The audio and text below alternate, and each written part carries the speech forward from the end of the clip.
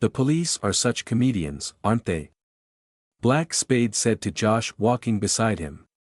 They want us to release a few hostages as a sign of goodwill. He dramatically raised his arms, making sure that the ends of his magenta tailcoat swished as he yelled at the concrete ceiling. We're the bad guys here. What part of that is hard to understand? If we had an ounce of goodwill inside us, we wouldn't be doing this at all. Sir, I think. Josh hesitantly said.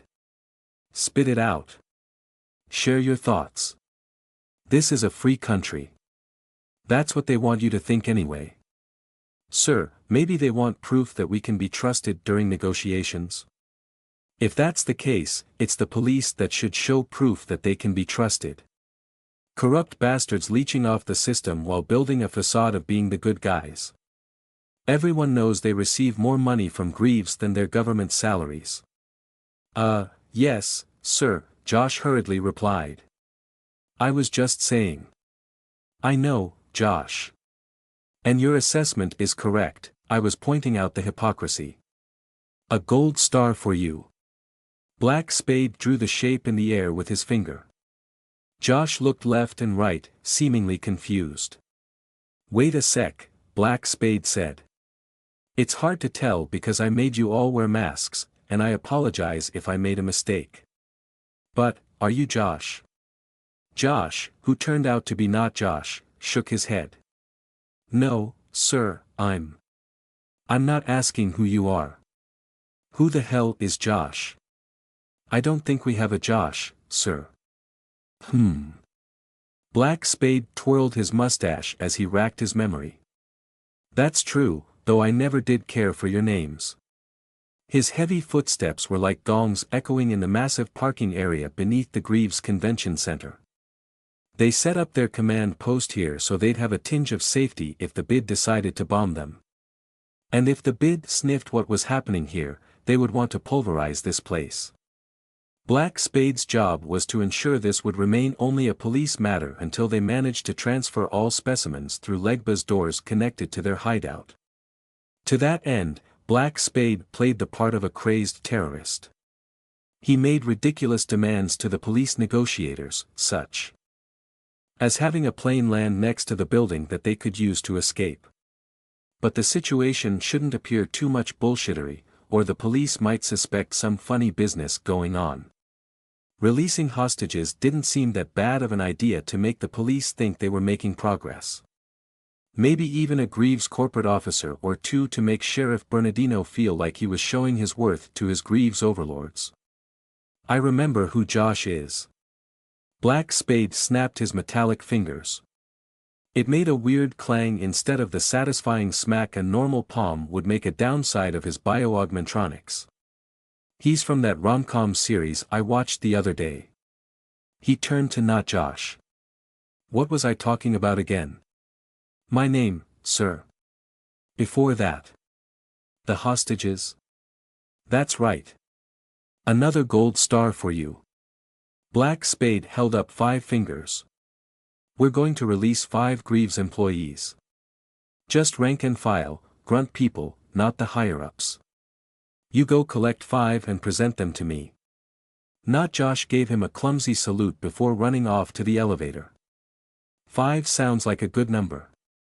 If they were all Greaves employees, it would keep the hopes of the police up that they'd eventually release officers. It would present a nice progression on the whole hostage negotiation matter, buying time before the police realized something fishy was going on.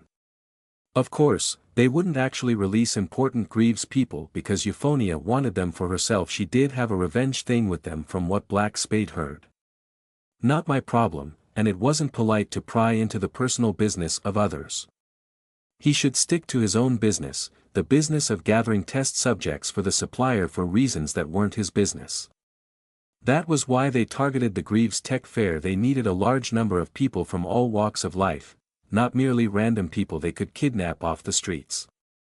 Black Spade smirked, imagining the aftermath of this operation. The police storming in with their special forces, the Comexos stomping around, brandishing their weapons. Those idiots would charge through the building, breaking down doors, searching rooms. And they'd find nothing. Everyone would be gone. Black Spade would pay $100,000 to see the sheriff's stupid perplexed face when he'd get the report that dozens and dozens of people vanished into thin air, including the Tea Party. Instead of paying that amount, we could just leave more cameras to see what'll happen, he muttered to himself. Black Spade, sir. Another not Josh called out as he approached the food delivery truck that was their command center. You have to see this. What is it? Something not according to my marvelous plan. One of the monsters got out. They retreated to give him space. One pointed at the screen in the upper left, showing part of the corridor of the wing where the hostages were kept. The last time Black Spade had seen that area, it was empty, the hostages secured in the conference rooms. Now, it wasn't. A large humanoid with reddish skin, more muscular than any bodybuilder Black Spade had ever seen, was tearing down the door of one of the rooms. This man easily ripped apart the metal and thick wood as if they were made of cardboard. Then it ambled down the corridor and stood in the middle to block it with its huge body. Its raised arms were riddled with small bursts of red. Someone outside the screen was shooting at it. Another screen showed 3 of his men, the guards assigned to that floor by the stairs, emptying their magazines at something further ahead. Obviously, the mysterious monster was their target. Bullets weren't working at all. They might as well be shooting a wall, a very beefy wall of flesh. What in Mother Core's name is going on? Black Spade hurriedly covered his mouth. Apologies.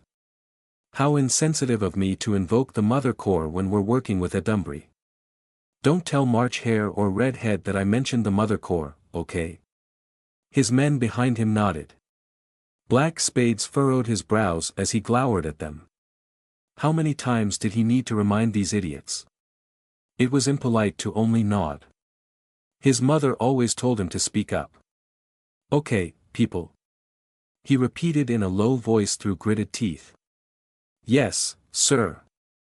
We won't say anything, sir. Sir, okay, sir. Back to the problem at hand, or on the screen, Black Spade said. Guesses on what that thing is? Sir, I think it's one of those parasite monsters.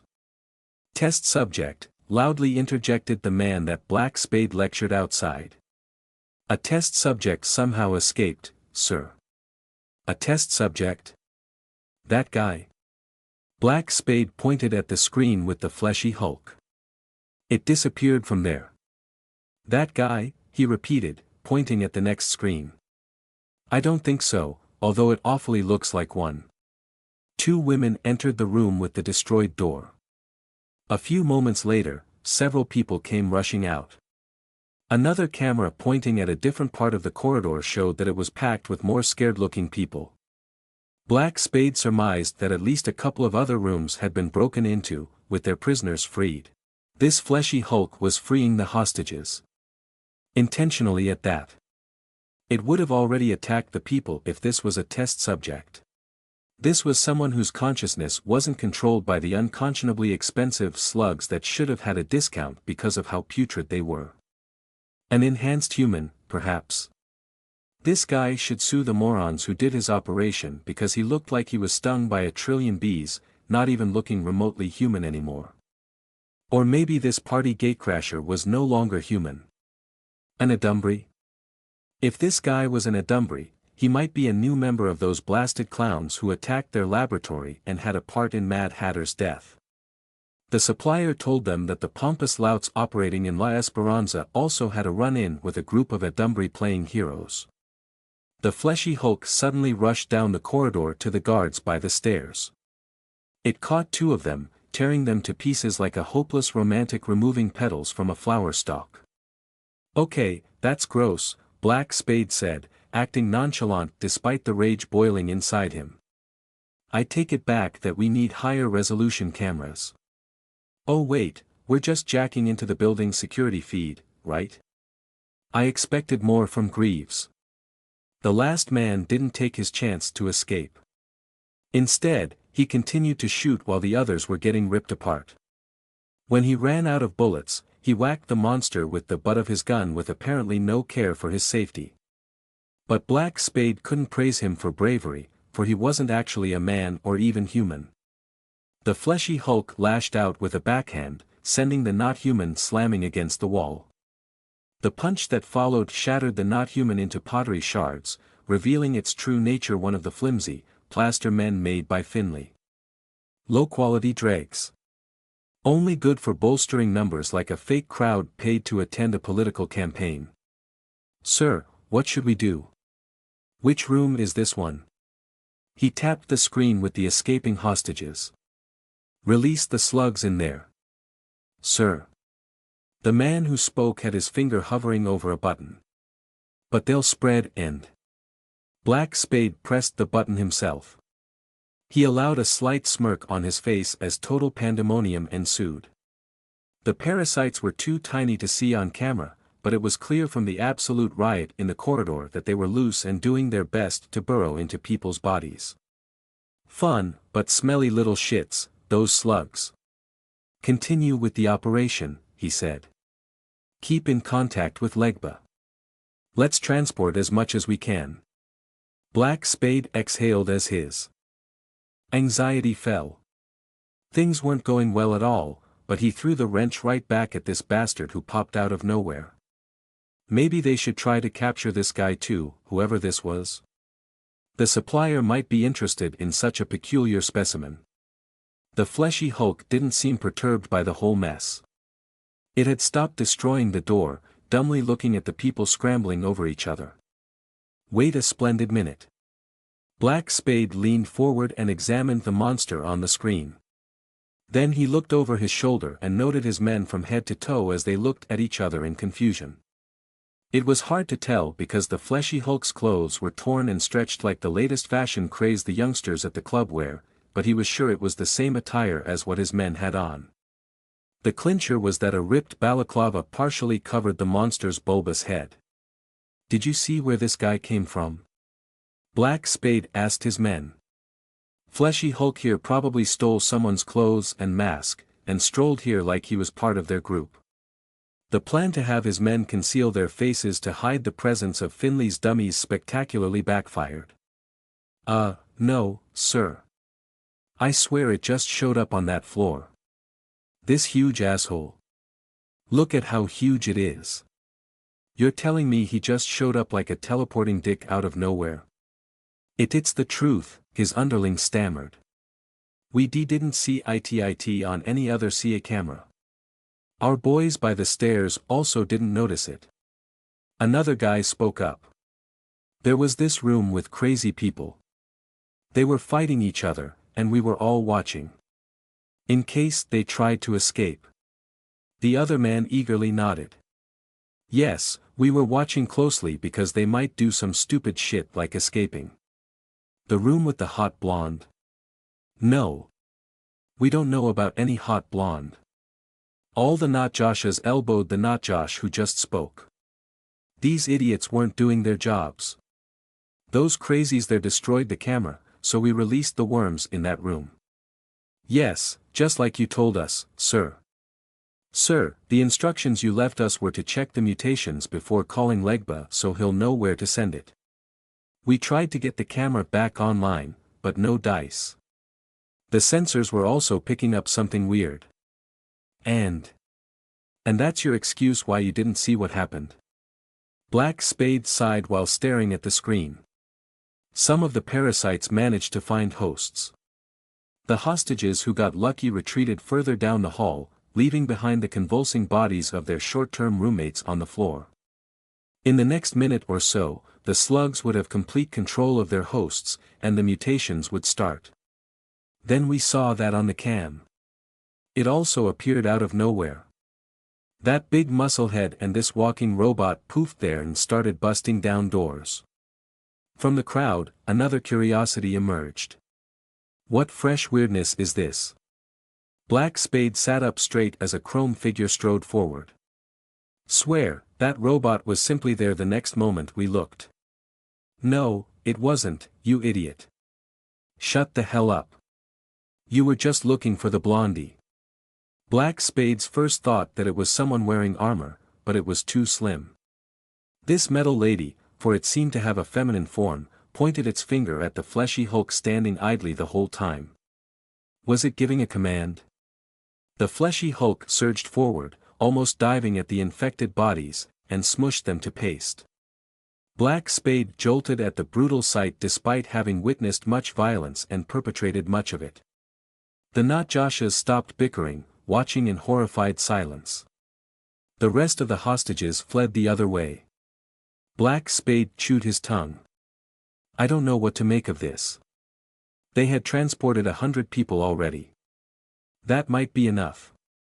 It was probably unsafe to continue, for the enemy might be able to get inside Legba's doors. Okay, people, he clapped his hand to get their attention. Change of plans. We're going with Plan C. Pack up your shits and tell Legba what we're doing. As for our 2 uninvited guests, contact Redhead and tell him to capture them. They'd make an excellent gift to the supplier if they were a Dumbry. Even if not, they looked like they were valuable specimens. Having a wee bit of trouble there, my twirly mustached friend? Black Spade turned to the door of the truck. One of his men stood there. No, it was Finley's puppet.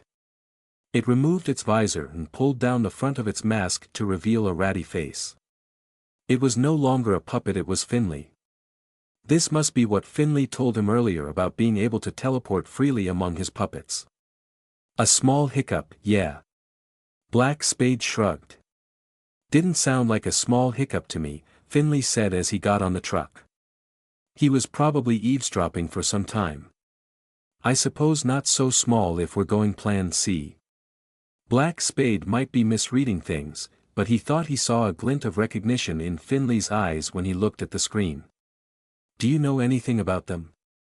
Finley shook his head. A robot of Greaves? Don't know anything about those. Anyway, so we're going Plan C, right? Black Spade paused, mentally noting that Finley was a lying piece of slime, before answering, yes. Plan C. We'll try what you guys did in La Esperanza. Then he pressed the button to release the smelly slugs in all the remaining rooms. Your guy is about to die. Finley pointed at the screen showing the stairs. Someone was going up to their doom. Black Spade gasped when he realized it was not Josh that he sent to fetch Greaves' employees to be released. Oops. Too late to save him. Those ungrateful little shits, I internally raged as the crowd of people packed in the corridor surged away in panic, screaming and trampling each other. The ones who stayed were Dean with my errand body, Imani's group, and, surprisingly, Tesh and Kira. I get it, Todd, my trusty puppet, ripping apart unconscious humans infected with parasites before they could transform was a nasty sight. Fine, it was downright terrifying and vomit-inducing to an average person. But we did save the sorry asses of the people running away from this same fate. And I even used my power to heal a few of them. The least they could do was stay around to cheer us on. Mother Core's grace! Exclaimed Snark, a tall ginger and a teammate of Imani. His voice sounded vaguely familiar. What is he doing? His voice wavered as he turned his head away from Todd's carnage. The parasites burrow into the spine and brain of the victim, I explained, and will mutate them into the horrible monsters like what you saw in that other room. We have no choice but to destroy their bodies before that happens. That didn't really answer why Todd was tearing bodies piece by piece like he would make modern art with their bones and innards. He could have just squished them and been done with it.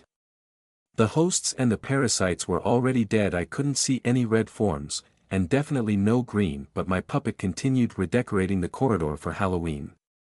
It must be Todd's subconsciousness interpreting my generic order to destroy the bodies this way. He was definitely super destroying them beyond my expectations. Next time, I should be more specific. They're still humans, said Bujam, another of Imani's friends. This isn't right. He ran a few steps forward with his hands in front of him. I half raised my arm, ready to shoot. Imani had mentioned he had an artificial core, He might use his powers to stop Todd. But he lurched to a halt when he realized there was no one left to save. With slumped shoulders, he hastily retreated to avoid the splashes of blood while Todd continued to do his task. "Stop," I mentally commanded Todd. "I should have done that earlier, whoops." The whole scene was so fascinating that I kind of just let it go on. Todd was a few sizes bigger now, his body was pockmarked with bullet wounds. After receiving my commands, he stood straight and dropped the clumps of flesh in his hands. I probably pumped a bit too much of my power into him, I wasn't sure how long he'd last. I connected my healing finger to him to counteract the effects of turning him into a bulky muscle freak. But I couldn't heal him that much, or his body would also begin to break down from an overdose of my power. It is impossible to save someone, I told Boojum, once parasites are embedded in their spine and brain. Removing the parasites means killing the person. I already explained this to those two. I pointed at Dean and Imani. If we let them be, they'll turn into monsters. You've seen what they look like in that room we passed. Boojum hesitantly nodded.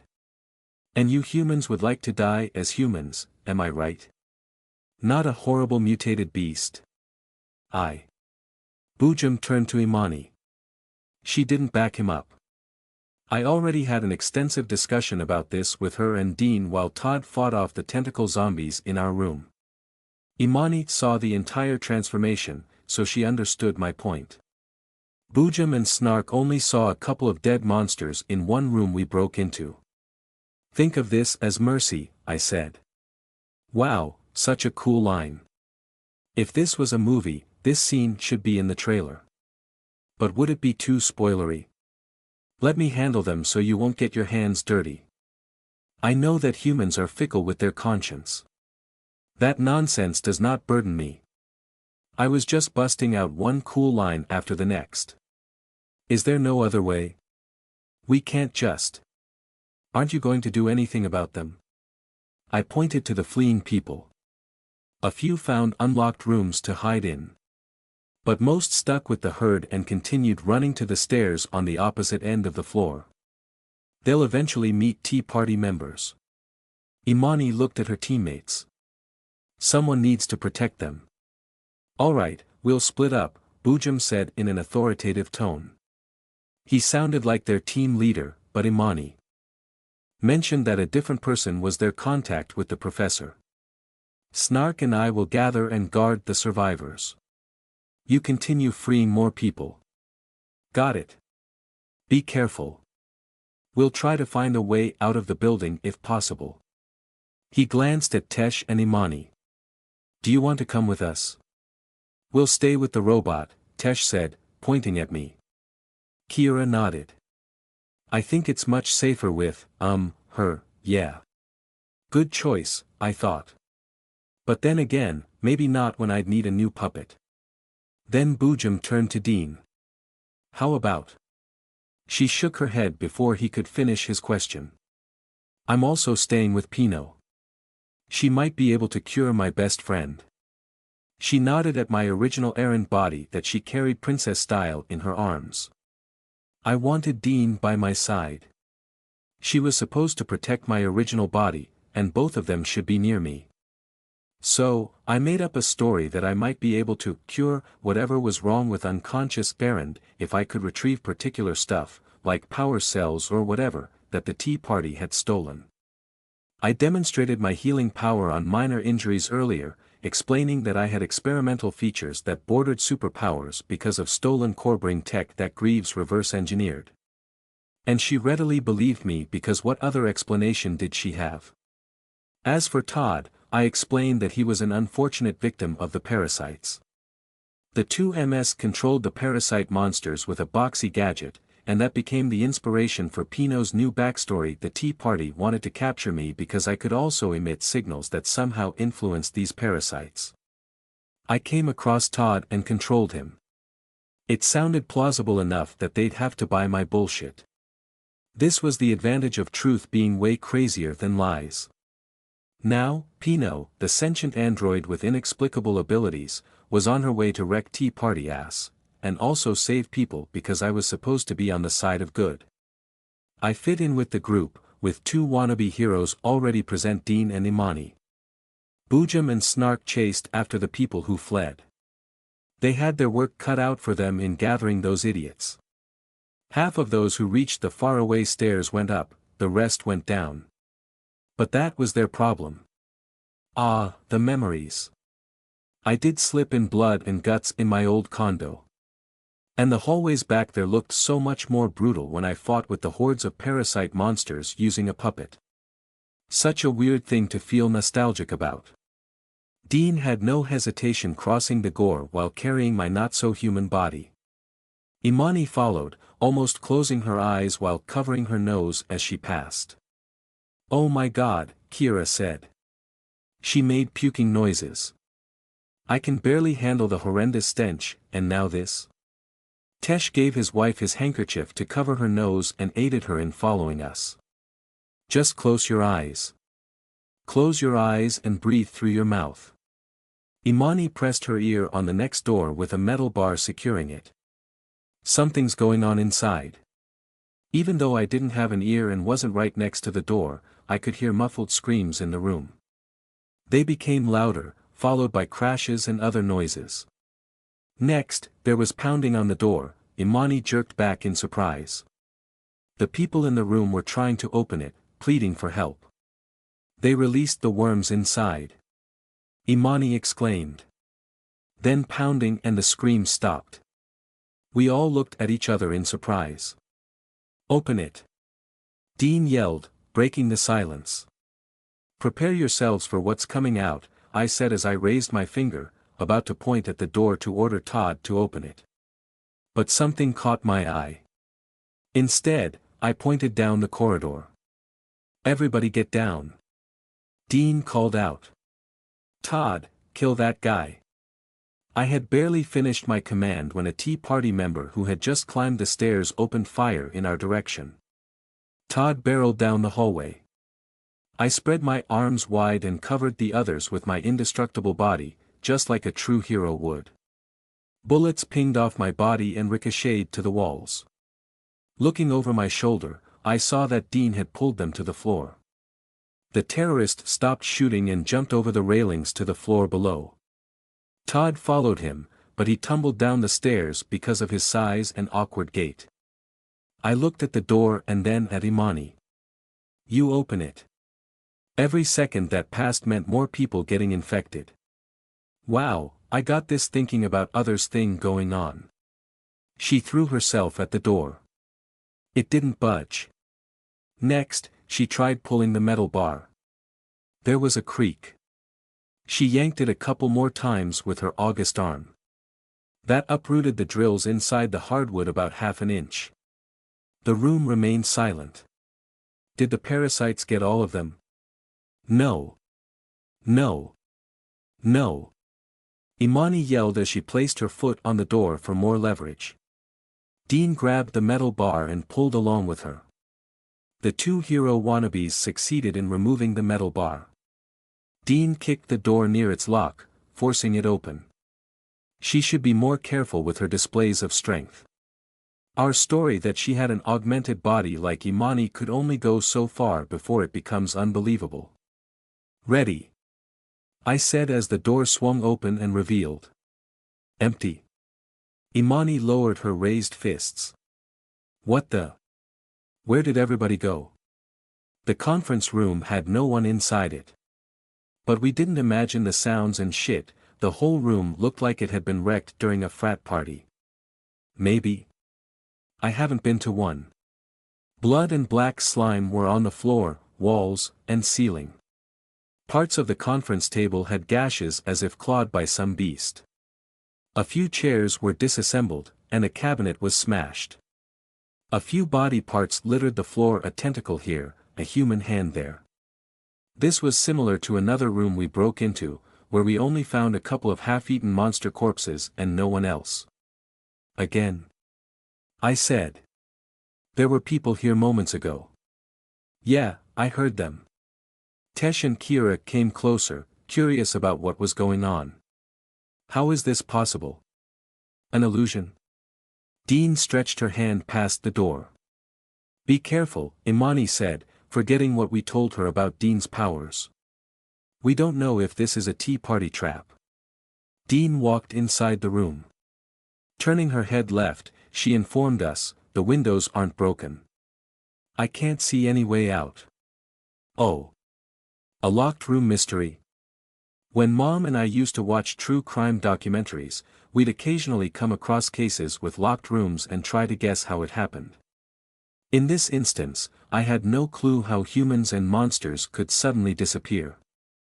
Was there a trapdoor or something? It must be connected to why the tea party transferred the hostages to these rooms instead of leaving us in the event area. How did they get out? Tesh wondered. There's something more to the tea party's plan than turning people into monsters, Dean said. It can't be just for their escape. Let's check more rooms, I said. I had a slight hope that Mom might be in one of them, but it was more likely that the tea party kept her and the rest of the bigwig Greaves people in another place. The mysteriously empty rooms were concerning. I agreed with Dean that there was more to this, and I had to find Mom before she'd disappear like all the other people. What was that? Dean said. A crash. I felt slight vibrations beneath my feet. Imani looked down. Below us? She was right. Something was happening down there. Where's Todd? I said. He should have gotten the terrorist who ran away by now. Return to me. Bam! The floor violently shook. Was my stupid puppet trying to climb through to get up here? Stop that, you idiot. Go to the stairs. Bam! Part of the floor bulged upwards. Bam! This wasn't my puppet. And this something was trying to break through the floor. To the stairs. I led the group to where Todd descended, hoping to meet him. I could still feel that he was alive through our connection. Everyone stick together, and don't forget your unconscious friend. What the hell was that? Tesh asked. A bomb? My link with Todd was suddenly cut. A new enemy. I told them. The parasite monster I was controlling got killed. It must be the Adumbri of the tea party. Imani said. I heard rumors that they have an Adumbri. She probably added that so Tesh and Kira wouldn't be suspicious about her. We reached the stairs, trudging past the body parts of tea party assholes that Todd killed earlier. I also stepped on some hard pieces that seemed to be ceramic shards. I didn't pay it any mind as I peeked downstairs. No Todd. Whatever was trying to bust through the floor had stopped. I couldn't hear loud crashes anymore. Instead, the beating of a drum was becoming louder and louder. Go. Go. It's coming here. I urged my group. I stayed by the stairs while they passed me. I'll distract it. Come with us. Dean stopped running to look back at me. She left my body with Tesh and Kira. Go on. We can't let the tea party have you. Oh, come on, I thought. Obviously, she wanted me to be with them to heal my errant body. But it might be better that she was here. With her guardian angel and my powers, surely we could defeat an Adumbri. As long as it wasn't someone unfairly overpowered like Stella. Is it time for a Pino and Dean team fight? The stairs shook. I looked down again. This time, someone looked up at me. The Adumbri, for what else could he be, looked like a humanoid lion with ferocious red mane. He was bigger than Todd and occupied the whole width of the stairs that could comfortably fit 3 people side by side. He bared his dagger-like teeth and roared with spit flying around. Where? I'm going to rip you apart. You don't even know me, I answered as I raised my right hand in Dean's direction. She was running toward me. We have to work together. Was this her guardian angel's message? Did it see a future where we'd succeed in killing this zoo escapee? I pointed my index finger at Dean. Would the guardian angel consider this a threat? Dean's regeneration should counteract its adverse effects. With a short leap, Lion Ass latched onto my landing with his claws. I changed my mind and shot Dean using the middle finger of my right hand. My next view of Dean was upside down as Lion Ass climbed to this floor and started swinging me. He smashed me against the railings and the walls. "Pino!" Dean cried out. "No." She picked up a gun still held by the severed arm of a Tea Party member. Darkness. Lion Ass covered my entire head with his palm. I felt a pop as he disconnected my head from the rest of my body. When I could see again, the world was swirling. I was tumbling through the air and hit someone. "Pino!" Dean said as she caught my head. She fell back and rolled across the floor because of the power of Lion Ass throw. "Pino! Oh my God, what do I?" "Don't worry, I'm still alive." I stared at her with my lone eye. "Let's kill this guy. I'm going to stay and fight." Amber Dean mentally shot back at Gabe. Her guardian angel had been blaring non-stop at her to escape. It only yelled when there was an extreme emergency. Given its tone, Dean knew that her death was a possible future. All the more reason she shouldn't run. For if she, a superhuman with future-seeing powers, was in grave danger, what chance did the others have? Erend was sick and fainted, the other three were only humans. More importantly, Dean didn't want to leave Pino behind. The Greaves android told her that it might be able to wake up Erend.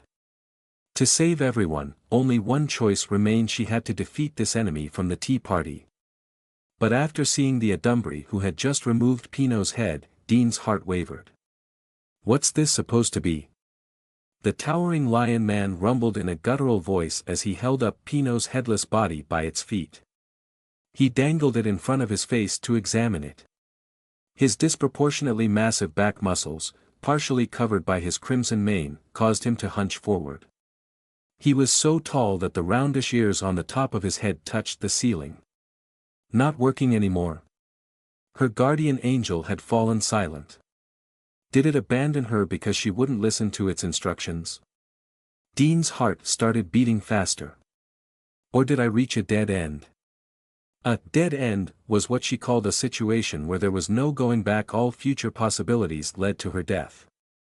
She disobeyed her guardian angel. Maybe it wasn't talking now because it had no more to say. That can't be, right? She tried to steady her breathing. She hugged Pino's unexpectedly warm chrome head close to her chest. It was strangely comforting. Finding courage in the fact that Pino was still functioning, which meant that she could heal Erend, Dean set her eyes on the gun a few feet away from her. She had dropped it when she caught Pino's head. The humanoid lion was still preoccupied with dismantling Pino's body. "Let's kill this guy," Pino had told her. Dean wasn't sure if they could do it, but she had to. It didn't matter if her guardian angel wouldn't help her. Allowing herself to grow reliant on its instructions was a huge mistake. She had to be proactive. She had to do things on her own. Most importantly, she had to be brave. For herself and Erend. Erend saved her when she was about to get killed by the Adumbri at the Sanders Mall parking area. Her best friend used herself as bait to draw away the Adumbri. It resulted in Erend inadvertently becoming an Adumbri herself, her desperate pleas to survive attracting the malevolent beings in the worlds beyond. Dean was far from paying her debt to Erend, but she could chip away at it now. Tucking Pino's head under her left arm, she crawled toward the gun. "Is this made of toy blocks?" asked the lion man. Only Pino's torso remained in his palm, the pieces of its limbs were scattered on the floor. "Where's the wiring? The machinery? How does it move?" With a throaty growl, he slammed the metal body against the wall with so much force that it punched a hole through it. The Adumbri turned to her, baring his teeth. He made grunting noises, his massive shoulders heaving. "He's chuckling at me," Dean realized. She hurried forward to grab the gun. Pino's head slid from under her arm and rolled across the floor. Oh no! She couldn't get Pino back.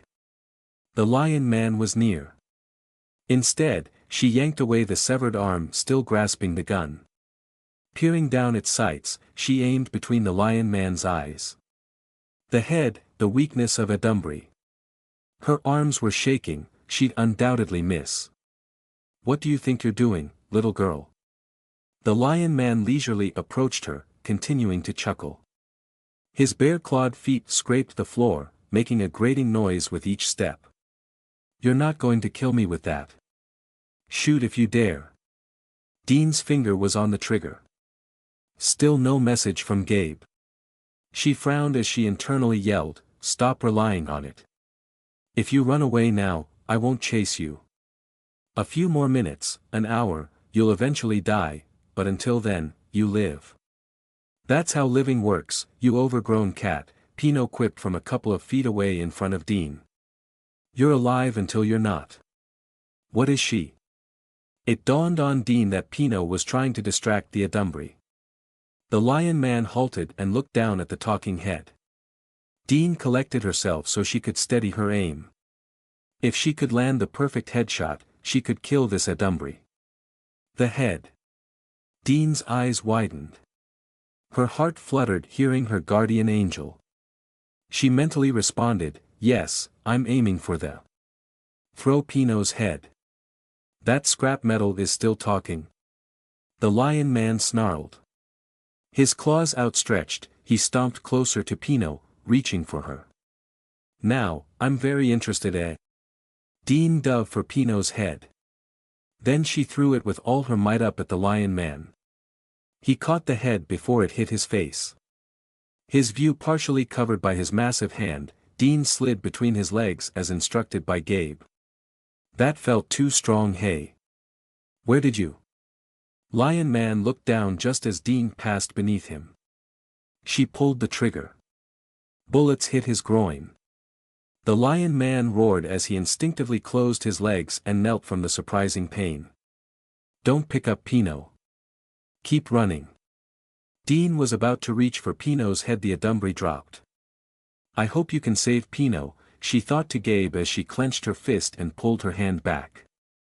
She was also tempted to shoot at the Dumbrey while it wailed in agony but stuck with Gabe's instructions. After scrambling to get up from the floor, she dashed down the hallway. "Just moments ago, I told myself I was fine without Gabe. Your dick got blown off." Pino yelled. Even if just ahead, she continued to help Dean by diverting the Dumbrey's attention. "Get neutered, you stray cat." "Shut up. I'm going to destroy you," roared the lion man. Dean looked behind her and saw the lion man stomp on Pino's head. The sturdy android didn't get flattened. Instead, the head cracked the flooring, burying itself partly into the concrete. "Prepare to shoot." Dean dropped to the floor to stop her momentum. Her knees and feet skidded along the smooth tiles as she turned around. With her left hand, she grabbed onto a door frame.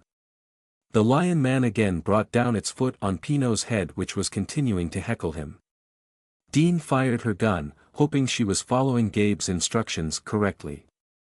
She didn't know what happened, but she must have done whatever it was because the lion man's foot hit Pino's head at the wrong angle. "You blasted!" raged the lion man as he lost his balance and fell back against the wall. Dean continued to shoot even though most bullets weren't hitting their mark. Pino jeered at the Dumbrey who stumbled. Dean couldn't clearly hear what it was saying because of the gunfire and frustrated roars.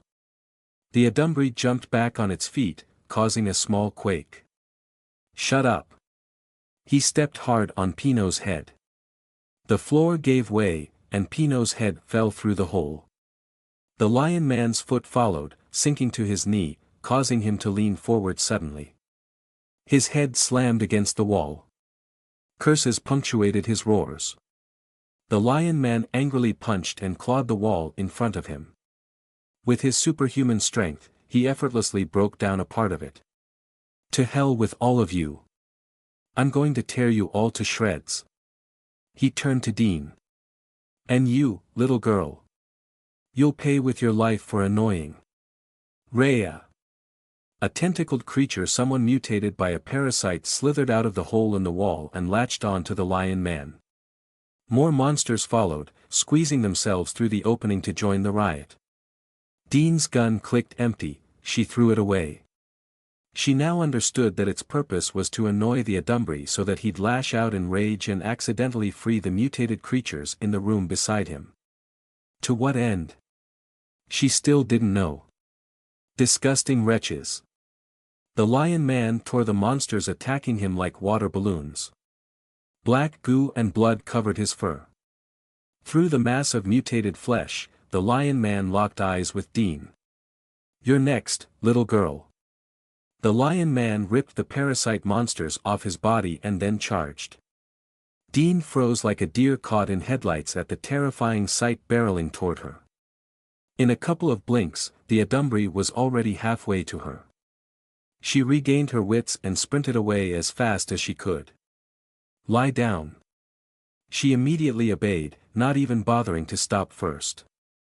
She rolled across the floor like a log with her body straightened out. A gigantic red comet passed over her and crashed several feet further ahead. You puny human. The lion man spun around and leaped to attack her. Stick to right wall. Duck. Roll forward. Shift left, then jump back. A flurry of claws, flying splinters, chunks of cement, and ear-splitting roars. It was like she was in the middle of a tornado. Dean couldn't comprehend what was happening around her. Everything was so fast. Gabe was a machine gun, rattling off instructions for her survival. She had to focus on everything it told her. This was the most concentrated she had been in her entire life. Follow Gabe, she coaxed herself as she was somehow able to do a mini somersault by complying with its directions. The lion man's claws harmlessly passed above and under her. Faster, faster, faster. The attacks relentlessly came. In the next second, blood and black slime were added to the blender. The parasite monsters from the other side of the staircase had reached them. Or this could be monsters from rooms nearby. Dean didn't know and had no time to check her surroundings. On top of avoiding the fangs and claws of the lion man, she also had to be watchful of the tentacles and other disgusting limbs trying to catch her. An incredibly thick tendril, almost the size of an anaconda, was about to close in on her body. She escaped just in time, jumping out of the constricting coil before it tightened. Then she pushed the fleshy mass into the lion man's mouth as he lunged down to bite her. How long can I last? She had to fight back. But this Adumbri was far stronger than her that she might as well be a normal human. Even Gabe didn't tell her to be on the offensive. Was this going to continue until she reached an actual dead end? The weakness of her power was starting to creep up on her. She found it harder and harder to follow Gabe. The instructions jumbled together, it sounded like more than one voice was talking. Think protect self. Tuck head, push off wall. Think armor. Watch front. Next from above. She didn't imagine it. Two voices were talking to her. Gabe must be working on overdrive to keep her alive. She strove to follow them, thinking of protecting herself even though she didn't know what that was supposed to do. Suddenly she felt heavier, her movements slowed down. It was only because of Gabe's instructions that she avoided the lion man's palms trying to flatten her head. She felt something close around her chest. A white material was covering her torso. She pushed down her shock as she focused on staying alive. Half her mind wondered what it was while the other kept following everything Gabe said to a T. She wanted to remove it, but her hands were busy as she parried attacks and clambered all over the walls, even reaching the ceiling, in her valiant crusade to survive. Think protect self. Think armor. And she did. She felt her body become heavier again. The white armor thickened and weighed her down whenever she thought of protecting herself. Was it a new power of her guardian angel? Brace for hit. This is it. Her guardian angel couldn't see a future where she could evade. Through the swirl of debris, of flesh from the parasite monsters, Dean peeled her eyes. What is going to? Wham! A strong impact on the left side of her body slammed against the wall. She tried to steady herself, another strike came. She rolled down the hallway. She was jogged by the hits but was surprised it didn't feel as painful as she expected. Don't stop. Dean let herself continue to slide. The lion man bounded after her, the ground shaking with his heavy but quick steps. As she slowed down, she looked at her surroundings and tried to get her bearings. She stopped right next to a room with a destroyed door. It was the same as others but still seemed familiar to her. Is that our original room? Drat creatures.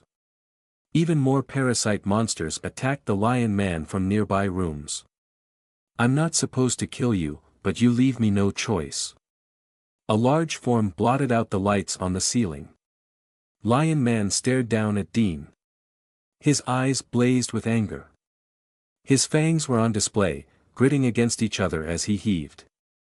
Parts of his fur had been ripped out, its red color was obscured by black goo from the parasite monsters. End of the line, little girl. He raised his hand with straightened fingers. His claws were a line of spears, the row of spikes at the bottom of a castle portcullis. Don't use arms. Dean was about to cross her arms in front of her chest. The claws came down. No hesitation in following Gabe, she stuck her arms to her sides. The claws hit the bony covering on her chest. Her body shook inside her new armor. She descended an inch into the hard floor.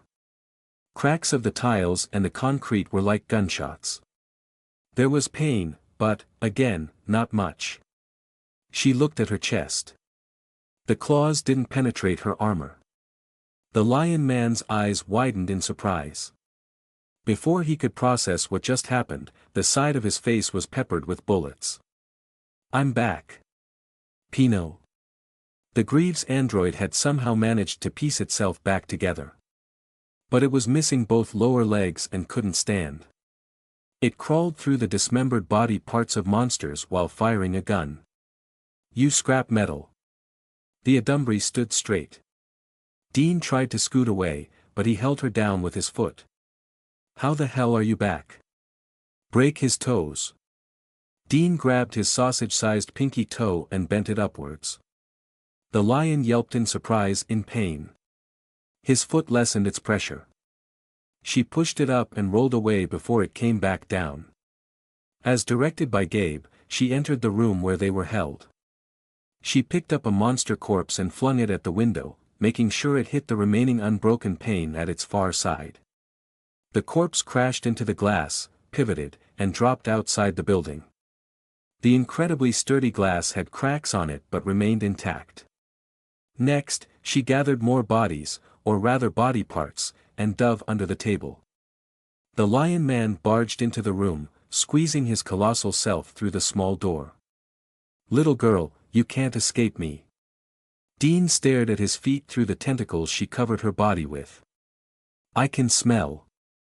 Window. Furry feet hurried to the window side of the room. That crazy girl jumped out. The hell? An explosion followed. The room violently shook. The conference table above her was torn away like a roof peeled off a house by a hurricane. Heat and winds buffeted everything. White. She could only see bright light as the explosions continued. Dean closed her eyes and hugged the floor. Her guardian angel wasn't saying anything. But this time, she knew that she wasn't at a dead end. She was confident she wasn't going to die. As if the world was paying attention to my question, it gave me an answer. Lion-ass forced himself into one of the rooms, destroying the door frame and walls to fit through its entrance. There was only one reason why he'd go in there, Dean. Wouldn't it have been better if she continued running down the hallway instead of getting herself cornered inside an enclosed space? Her guardian angel must be cooking something up. But I couldn't see what it was because I had difficulty following them. If the world was still game to answer more questions, tell me, where are my legs? They're like stuck or whatever, I grumbled. With the gun I had picked up, I pried open a large humanoid skull thrice the size of an average human's head. I peered through its cage of fangs. Nothing metallic looking. Then I prodded the tentacles to my side, like a fussy kid picking at spaghetti, to check beneath. Boom. Boom. I was standing on my knees as the world violently shook. I lost my balance and fell forward. Stretching my hands, I tried to stop my fall but slipped because of the blood. I ended up splaying on the ground. Dust from the ceiling sprinkled me. Then larger chunks started to drop. A football-sized piece of concrete bounced off my head as I tried to get up. It nearly knocked my head off my neck. I decided to stay down and wait it out. A couple more explosions rocked the building. Strings of muffled pops followed. Gunfire? The bid? They're already here. If this was them, then they reacted so freaking fast. Not much time had passed since I ordered Todd to throw parasite monsters out the window so that the police across the parking lot would know some weird shit was going on here. I hoped that someone with enough brains would figure out that a repeat of what happened in La Esperanza was about to unfold here and call the bid over. The authorities would contain the situation and prevent the Tea Party's escape if they end up killing these terrorist bastards, even better. I was going to ruin the Tea Party's plan, whatever it was, because they ruined my night. I had already transformed into Pino and had Imani and Dean with me, so I thought I'd be able to find Mom before the bid arrived. Yes, we'd also be in danger when the bid came, but I was sure we could escape with Dean's bullshit powers. Plus, we had that Jubjub person, the Dario counterpart of Imani's group. She'd certainly have a way out of this mess with her connections to the professor and the secret organization they were working for. But I had to get Mom first. And she's my mother, I kinda don't want her to die. Smoke filled the corridor. I couldn't see shit. But my special Pino vision should be able to detect the green hues of living beings. If bid agents were filling up this place, everything was clear. They could have sent in combat drones, but I couldn't hear the annoying scuttling of skitters. The explosions and gunfire died down. Maybe this wasn't the bid. Must be something else. Could this be explosives the Tea Party had stashed that lioness unwittingly set off? It wouldn't surprise me if Dean's prescient pet found a possible future where that happened. Hurrying forward, I crawled with my hands and upper legs to where I estimated Dean went. I ditched the gun because it wouldn't do much good against a strong Adumbry like lioness. If he was still alive, Dean had to finish him off herself. I thought of communicating with Dean through our link. However, now wasn't the right time. I had to slot my message in whenever her thoughts were hectic so she wouldn't have the space to process something that might be wrong. How long until she figured out I wasn't her guardian angel? She wouldn't trust me if she knew I could access her head. Thanks, Gabe. I know, rely, help me. That was Dean. It sounded like she was talking to her pet. Being linked with someone didn't automatically mean I could read their minds. I could only pick up, out loud, thoughts, not sure what term to use for those. Usually, I'd hear something if my puppet was directly thinking at me or had strong thoughts and emotions. It wouldn't be always clear as if someone was talking, more often than not, it would be just feelings. When it came to Dean, her thoughts were awfully unguarded in contrast to my previous puppets, like, too bad, I can't remember any of the people I used during the attack on my condo. Dean blared everything that passed her mind, even if she wasn't specifically talking to her guardian angel. My hunch was that she was super used to internally conversing with her guardian angel that all her thoughts also became out loud. Most of it wasn't clear, but I could somewhat decipher what she might be actually thinking. It could also be that things were just that way in her head. I hadn't surveyed how people ran their minds, so I couldn't say for sure. All I knew was that Dean was a weirdo and that some funny things pranced in her brain. For example, she thinks she owes me for saving her at Sanders. I giggled at such absurdity. Or tried to. My metal body couldn't do something like that. I also couldn't smile or have a huge goofy grin on my face. I never thought she owed me for what I did back in Sanders Mall. I didn't even consider that as saving her well, at first, that was my original intention. But Dean assumed the opposite. Everything was starting to make sense. From her viewpoint, I wasn't mooching off her when I lived in her house and ate food for free. She was repaying me. I had plenty of experience manipulating and roping in people so they'd owe me a favor, or at least think they did. This was the first time somebody owed me their life. I didn't know this had many benefits. It's so much fun too. If I could make Dean owe her life to Pino as well, I'd have a ready puppet to use whenever I'd transform into this body. I followed the muffled, earthy groans. Someone large was in pain. It sounded like he was covered by rubble. Lion ass, who else could it be? The guardian angel failed to kill this guy with the explosions. We should finish this bastard before he could regenerate. Is this room where the sound is coming from? The next one. Many parts of the wall on this side of the corridor had broken down, all of them might as well be just one long room. There were no more direct thoughts from Dean. But there was something irritating I could sense. She projected sentiments of bravery like she was psyching herself up to do something. Her guardian angel might be instructing her to prepare for battle. Or it could be telling her to flee, but she disobeyed it again to stay and fight. I had half expected to be able to detect her pet when we linked up, but that didn't happen. Similar to how only Dean could see it, perhaps only she could hear it. I'd have to settle with interpreting her responses to it.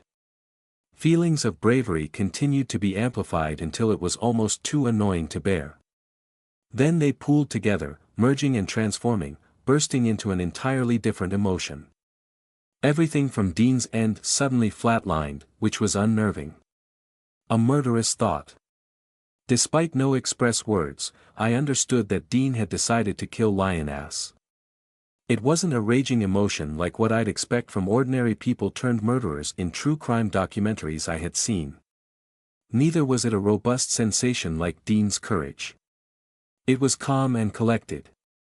This was all going to be business for her. I suspected this was what went through her head when she killed some of the frat guys. I'm going to back you up, bestie. I mentally cheered, taking care that I wasn't transmitting it to her. Let's make this Adumbry pay for killing Todd. I stayed as low as possible as I crawled over the debris. Through the heavy smoke, the dark silhouette of what I assumed to be Lionass became larger as he sat up. The green hue coating him wasn't as bright as before and had a noticeable gray tinge in places. If I wasn't wrong, based on the green outline of his body, he was missing his arm. We're going to fix that soon enough. From the corner of the very wide vision range of my cyclopean eye, I spotted another green form. Dean raised her hands. I couldn't see it, but she must be holding up something. She zipped across the room and leaped at Lionass. Little girl. A loud crash. Sounds of breaking concrete. Yerg. The Hertz grewer. It was like a fight in old cartoons where there was just a ball of a dust cloud. But instead of heads, fists, and legs coming out of it, green lines swirled like a flushed toilet. The two tore up the already destroyed room like a demolition team. Dean was going at it with everything she got. Her sizzling focus transmitted to me. A dozen rappers had a live concert in my head with a broken TV in the background, constantly flicking through different channels. Left, duck, punch, roll forward, left no, right. Punch him. The projections were way more intense than their earlier fight. Her stress and anxiety were bleeding into my mind. Yet, she tried to control her emotions as she fought the humongous Adumbry. Kick down, then drop down, roll left, push off floor. If I was in Dean's place, I might go mad with how fast she was processing things. Gone was the fumbling Dean during her first sparring with Dario. Over time, she had adjusted her mind to get used to her guardian angel, and this was the result. Ho how? How are you so strong, Irk? Crunching bone interrupted Lion-Ass's whining. Dean continued to punch his jaw, shifting it to a place where a jaw wasn't supposed to be. Broken fangs flew. Lion-Ass face was already messed up from the explosion, with half of it burned away. Was that an eyeball hanging from his? Dean grabbed and squished it before it could pop back into its socket. Lion-Ass tried to grab her while screaming in pain, but she climbed behind his head and pummeled the back of his skull. If only I was actually a robot and had a record feature or something. Dean would have appreciated a video of her awesome fight. Hey, I'm a supportive bestie. The Adumbri wildly swung his arms in desperation. He wasn't trying to catch Dean but was flailing, hoping to shoo her away. Despite his injuries, his movements were so powerful that they blew back the dust and smoke, giving me a better view of the fight. Vast swathes of bald spots where his fur was yet to return. Sizable slabs of flesh had been blown off his body. Some of his ribs were exposed, the side of his stomach gaped open, his entrails hanging out. His regeneration worked overtime to repair his injuries but was having a hard time with Dean continuing to bash his head. The important thing was that I should capitalize on the element of surprise for the finishing blow. Yes, the finishing blow. I shouldn't waste the first chance of incapacitating Lion-Ass because he'd push back my mind control afterward. And for the finishing blow, should I telepathically tell Dean? No, I shouldn't risk muddling her guardian angel's instructions. Think of a blade. I boomed. Lion-Ass turned to look at me in surprise. Dean kicked his head. He hit the ground, but he wasn't out. His eye was locked with mine. We both have one eye, so fun. Enraged, he crawled towards me. I got it, Pino. Behind him, Dean held up her right arm. The bleached bony armor protecting her body crept up her arm as if it had turned liquid. It formed into a blade. Lion-Ass roared, fear was evident in his voice. Knowing what was coming next, he abandoned chasing me and lunged at Dean. I pointed my finger at him. Stop. Stop, you bastard. He froze. Wah. I can't move. His outstretched arm shook as he tried to regain control. Dean wavered, holding her blade arm close to her chest. Was she hesitating because he was helpless? I felt conflict in her mind flowing to me. Yeah, because I told you not to. Get out of my head. You don't want your head. Chop his head off. I ordered Dean. You need to do it now. Dean swung her bladed arm at the neck of Lion-Ass. A severed lion's head flew, spraying blood in a beautiful arc as it rotated once in mid-air before dropping to the ground. The death of Lion-Ass was badass enough to be the finale of the boss fight in a movie. Real life should have a slow-motion button for times like these. It reminded me of that pool hair flip thing that became trendy a couple of years ago. A long-haired woman would toss her head back, whipping her hair and the water in an arc as she emerged out of a pool. This was like that, except with mane and blood. This proved what I always knew, life was unfair. Some people are destined to be main characters, and others as mere side characters. If I made Lion-Ass a puppet, maybe I'd be the main character of this show. We could rip through the Tea Party goons and save Mom. An Adumbri was the perfect specimen to turn into a hulking muscle berserker. Oh, I'm using the term specimen like an evil scientist. Adumbri could regenerate the severe toll on their body in return for overwhelming strength I'd impart. I could continuously pump them with power from the energy core within my metal body. Add the natural superhuman strength and superpowers of an Adumbri, and I'd have a trump card. Sadly, it wasn't as easy as that. I'd need a willing Adumbri, which Lion-Ass definitely wasn't, because I couldn't do my usual shtick of knocking people out and then piloting their bodies. An Adumbri's regeneration would heal their concussion and help them quickly regain consciousness. Actually, technically with quotations. I already have a superhuman puppet. What would happen if I tried to control Dean's body? Her guardian angel had no issues with our link. I could try to kill her or something. I could bring the battle of our wills to a standstill, paralyzing her. Shooting her in the head would be an easy thing to do next. But I bet her guardian angel already knew that there was no way I was going to do that in the future. Pino. Dean leaped over Lion's headless body and hurried to my side. Are you okay? I am, I replied as I pushed myself off the floor. I saw the Adumbri, break you. I shook my head as I tried to balance myself on my knees. I can detect their signal outside. I surmise a mutated creature must have eaten them. Can you aid me in retrieving them? Sure, I will. Dean helped me up. She didn't move with urgency. We were safe for the immediate future. I tried walking with my shortened legs, but it was too slow and awkward. It would have been better if I still had a crutch like the gun from earlier. I lowered myself back to the floor and crawled. She offered to carry me, but I refused. I didn't want to get cradled like a child. Also, it'd make Dean look more like the main character than she already did. Anyway, I'm glad that you're still, working. Dean followed me out of the trashed room and into the corridor. You can heal Erend. Once we find those power cells you mentioned, I hope you can figure out what's wrong with my friend and heal her. I'm 97% sure that I can. A robot would answer with numbers and shit. Earlier, I was talking smack to Lion's to distract it, but I wanted to convey that it was just an act.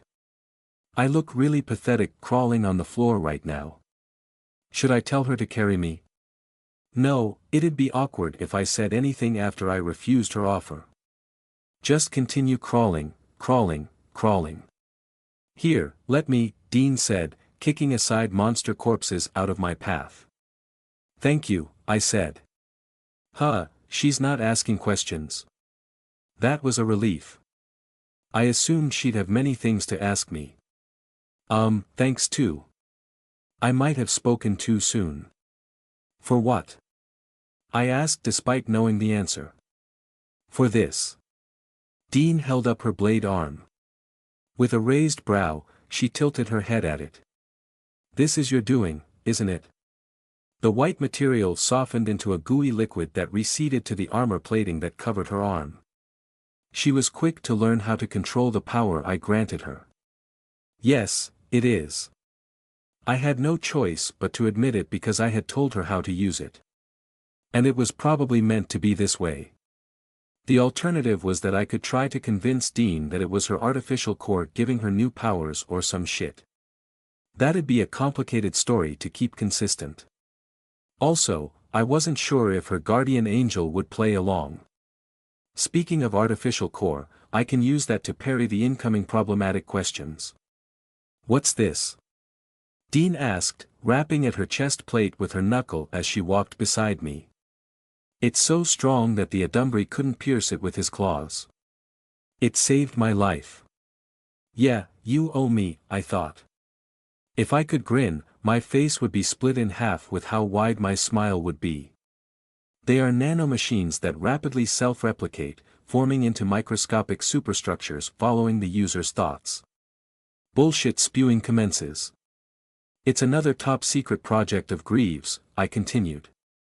But they couldn't be used by anyone. Fortunately, you are a perfect candidate for it, so I programmed them to latch onto you.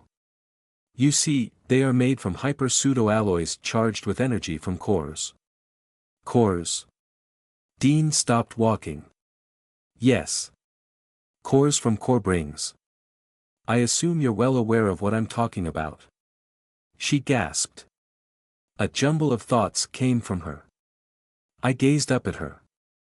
Her eyes were wide, her cheek muscles shifting as she gritted her teeth. Then she tried to blank her expression after she noticed me looking. But I could sense the turmoil and worry in her mind. Are you going to say you managed to fight that lion Adumbri with bioaugmentronics? I locked eyes with her. I scanned your body, I said. She looked away. And I can tell you don't have any such augmentation. But you're also not normal, far from it. I don't know what you're saying. Dean clenched her fist. She was gathering resolve in her mind. Those nanomachines draw energy from cores to multiply and harden, I explained. If they're bonded with a normal human, that person would die. In a way, I was lucky to meet you here. Luck is such a human concept. Yet, here we are. Dean's more concrete thoughts flowed into me. Destroy Pino. Protect secret errand safe. I'm not programmed to stick my nose in the business of others. I blinked my eye. She didn't understand that was supposed to be a wink. Not that I have a nose like yours. Don't worry, your secret, and also your friends, are safe with me.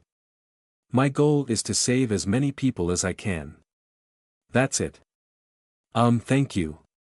She sighed in relief and unclenched her hands. But that was all an act because her expression didn't coincide with what was on her mind. I expected her to be cheery, full of hope, inspired that I had the same heroic goals as her. This was the moment in a movie where all the important characters would team up to fight evil. Instead, she was so full of suspicion that it was oozing over our connection to me. My best friend wasn't as naive as I thought. I can sense my legs here, I said, gesturing at a pile of corpses. Let us postpone the betrayals for later. If you can open these up. No problem, Dean said, wrinkling her nose. The awful stench of the parasite monsters must be getting to her. She flung her arm to her side and out came a long sword like a gigantic switchblade. You don't have to be cautious, I told her as she slowly sliced chunks off the disgusting heaps of flesh. I told you that my body is near indestructible. You won't accidentally cut them. Dean nodded and hacked away faster. Need to. Errand. Help. Pino. Conflicted thoughts with a sprinkle of tension and anxiety. Dean was arguing with her guardian angel. A strong urge to find my errand body coupled with a suspicion of me as Pino. Both were understandable emotions. My hunch was that her invisible pet told her to continue working with me, but she didn't want to. I may have found the weakness of Dean's power. Only after our minds linked did I realize how much Dean didn't want to follow her guardian angel's instructions. Previously, I assumed it was a pretty straightforward power some mysterious voice tells her to do or not do something. Knowing Dean, I wasn't surprised that she'd resist being told what to do. I could sorta understand she'd want a different path if her guardian angel's instruction weren't palatable to her, like maybe sacrificing someone else for her safety. That got me thinking, why would her guardian angel tell her to do something she wouldn't follow? Dean had explained to us that her pet could see into the future. If that were the case, her pet should know if she would reject what it was going to say and tell her something else. Something wasn't lining up about her power. A distinct clink snapped me out of my thoughts. Dean had hit something hard. I concentrated on pulling. Out came my lower right leg, flying back to my joint. A few moments later, we found my other leg covered by rubble. Thank you, I said, finally standing up. Let us go. Wait. Dean was looking down the hallway in the opposite direction of where Imani and the others fled. What is it? I wanted to raise my brow but remembered I didn't have any. Even if I did, that facial expression wouldn't work with only one eye. Her guardian angel must be telling her something. I'm not sure. What about your friend? I didn't like not knowing where my original body was. Just wait a bit. I think something's going to happen. We shouldn't stay here for too. A blood-curdling scream interrupted my sentence. Mother Core. Help. Dean crossed both her arms in front of her defensively. This time, she wielded two long blades. She was getting too comfortable with her new ability. An enemy? Someone ran out of a room further down the hallway. He was a middle-aged man wearing a nondescript gray suit that was all crumpled up. Splashes of black slime and blood painted him. He wiped his face as he continued to run towards us, waving his arms to get our attention. Mother Core's grace. Please save me. Beads dangle from his right hand. Praying man. He didn't go along with the rest of the survivors and must have hidden in one of the open rooms. Somehow, he survived the gore fiesta after a bunch of parasite monsters escaped their rooms during Lion Ass and Dean's fight. Help me, Ple. Tentacles burst out of the wall next to him. He tried to escape, but one tentacle coiled around his legs and pulled him to the rest. Dean sprung into action, her blade arms at the ready. The tentacles were trying to pull praying man's limbs off when she reached them. She swung her blade so fast that it looked like a blur, chopped up bits of tentacles scattered like confetti. More fleshy tendrils appeared as parasite monsters squeezed themselves out of the walls. Dean avoided their attacks with such grace that it looked like she was swimming through the waves of tentacles. She got this whole guardian angel thing down. Prayer man didn't continue running.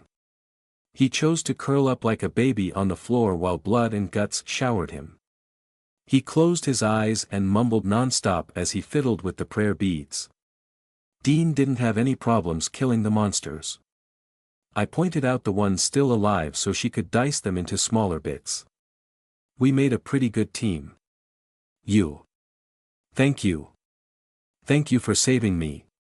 Praying man knelt on the floor, his hands clasped together, still holding on to his prayer beads. He bowed low to Dean. Praise the Mother Core for sending a Corebring to save us. A Corebring? Dean said. Her eyes flicked toward me. A Corebring? That was a possible explanation for Dean's powers and fighting ability. To a normal person, she did look like a Corebring coming to save them from a Dumbry. Yes. I've seen you fight. Praying man ecstatically waved his hands. You must be hiding your identity. Are you on a secret mission? I don't. Yes, I'm a Corebring on a mission. A Corebring. Praying man bowed again. A blessing to meet a servant of the Mother Core. A silver lining in this horrid experience. Yeah, Dean looked at me again as if asking what to do next.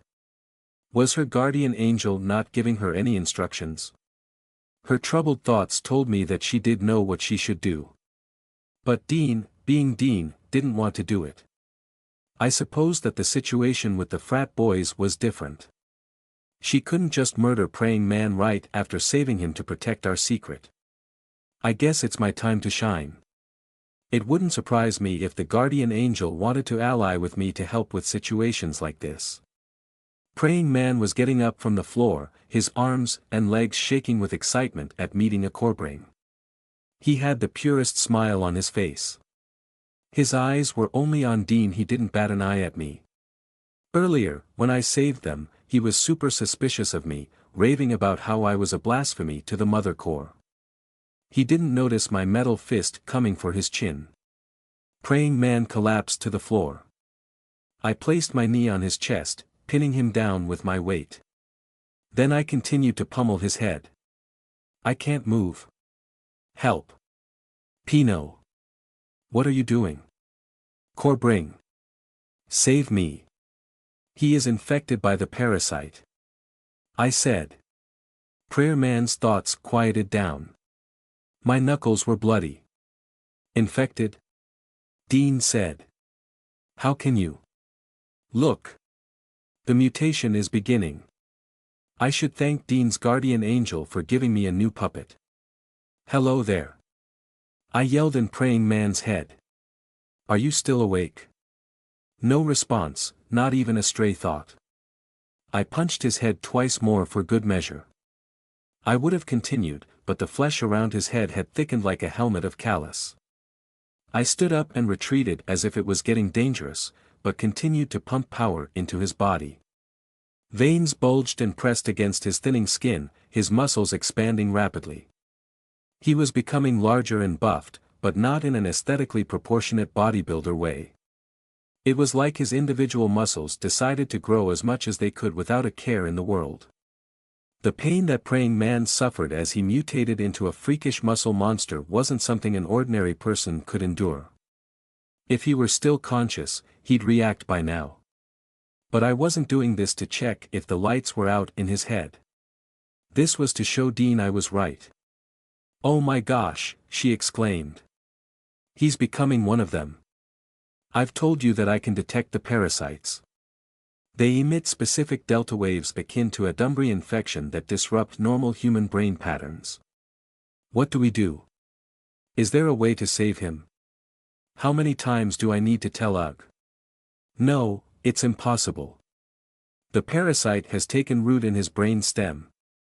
Any attempt to remove it will render him brain dead. We can't stop him from turning into a monster. There's no reversing the process. Then he'll lose his mind and attack us like the others." "Yes, that is inevitable." "What's up with her line of questioning?" A flood of relief came from Dean, and I got my answer. She was repeating these questions because she wanted to make sure that Prayer Man was gone for good, along with the knowledge of her core-brain abilities. My best friend was such a hypocrite. And it was so entertaining. Then what should we do?" Dean asked, already knowing the answer. Her thoughts were turbulent. It was similar to when I paralyzed Lion Ass, and she hesitated to chop his head. Rewinding to Dean murdering some of the frat boys, I realized that she wanted someone to nudge her off the path of righteousness before she'd commit this way. She'd somehow keep her moral high ground. "Either he'll go after us or the other people in this building," I said. I focused on her with my eye, wordlessly asking her to decide our following action. Her forehead wrinkled. "Maybe we should kill Wait. Pino, you can control the mutated humans, right?" "There we go, shifting the responsibility to me. I'm hijacking its brain waves as we speak. It's not always a certain process, but got it, I'm successfully patched in." Praying Man grunted as he sat up. Twice as wide as before, his reddish skin showing through the tears of his clothes, he was now unrecognizable.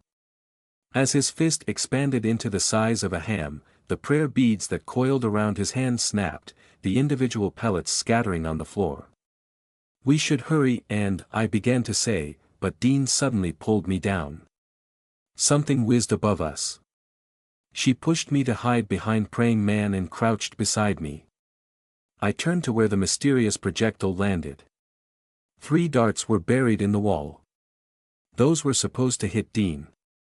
What was that? I ordered Praying Man to kneel and spread his arms to form a wall.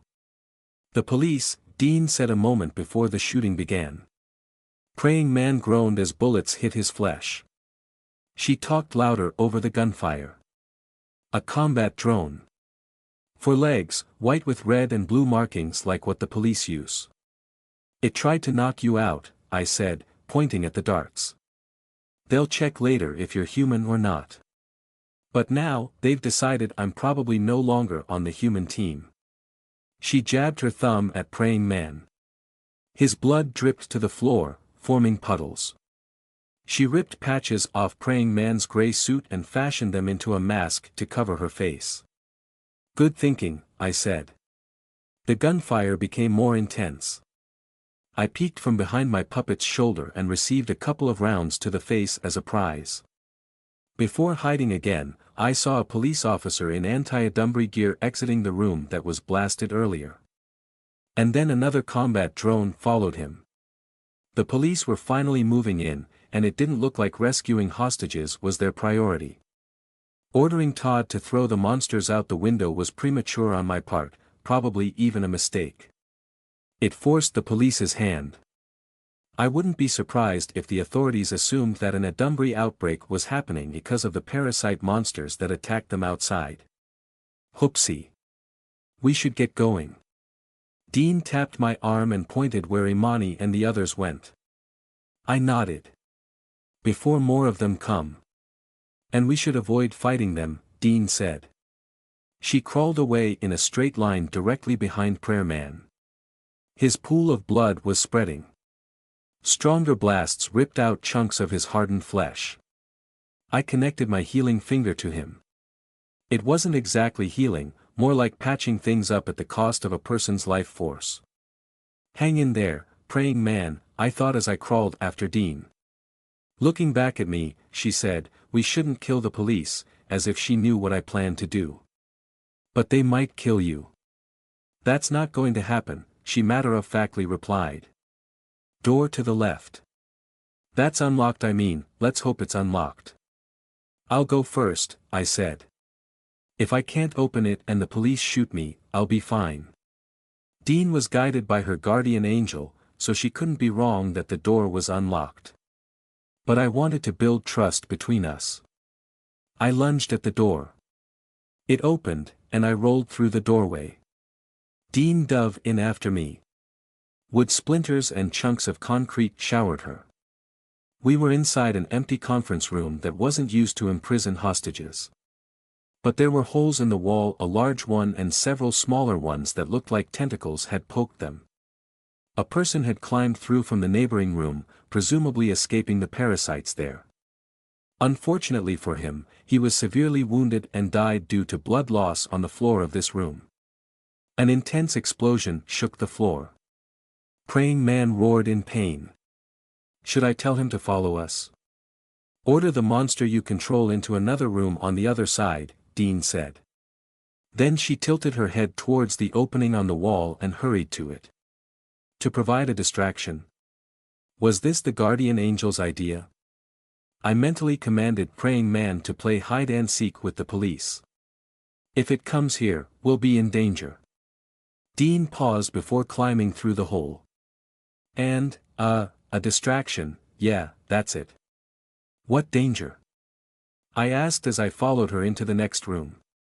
This was another one of those rooms with a closed door, but the people and monsters inside had poofed away.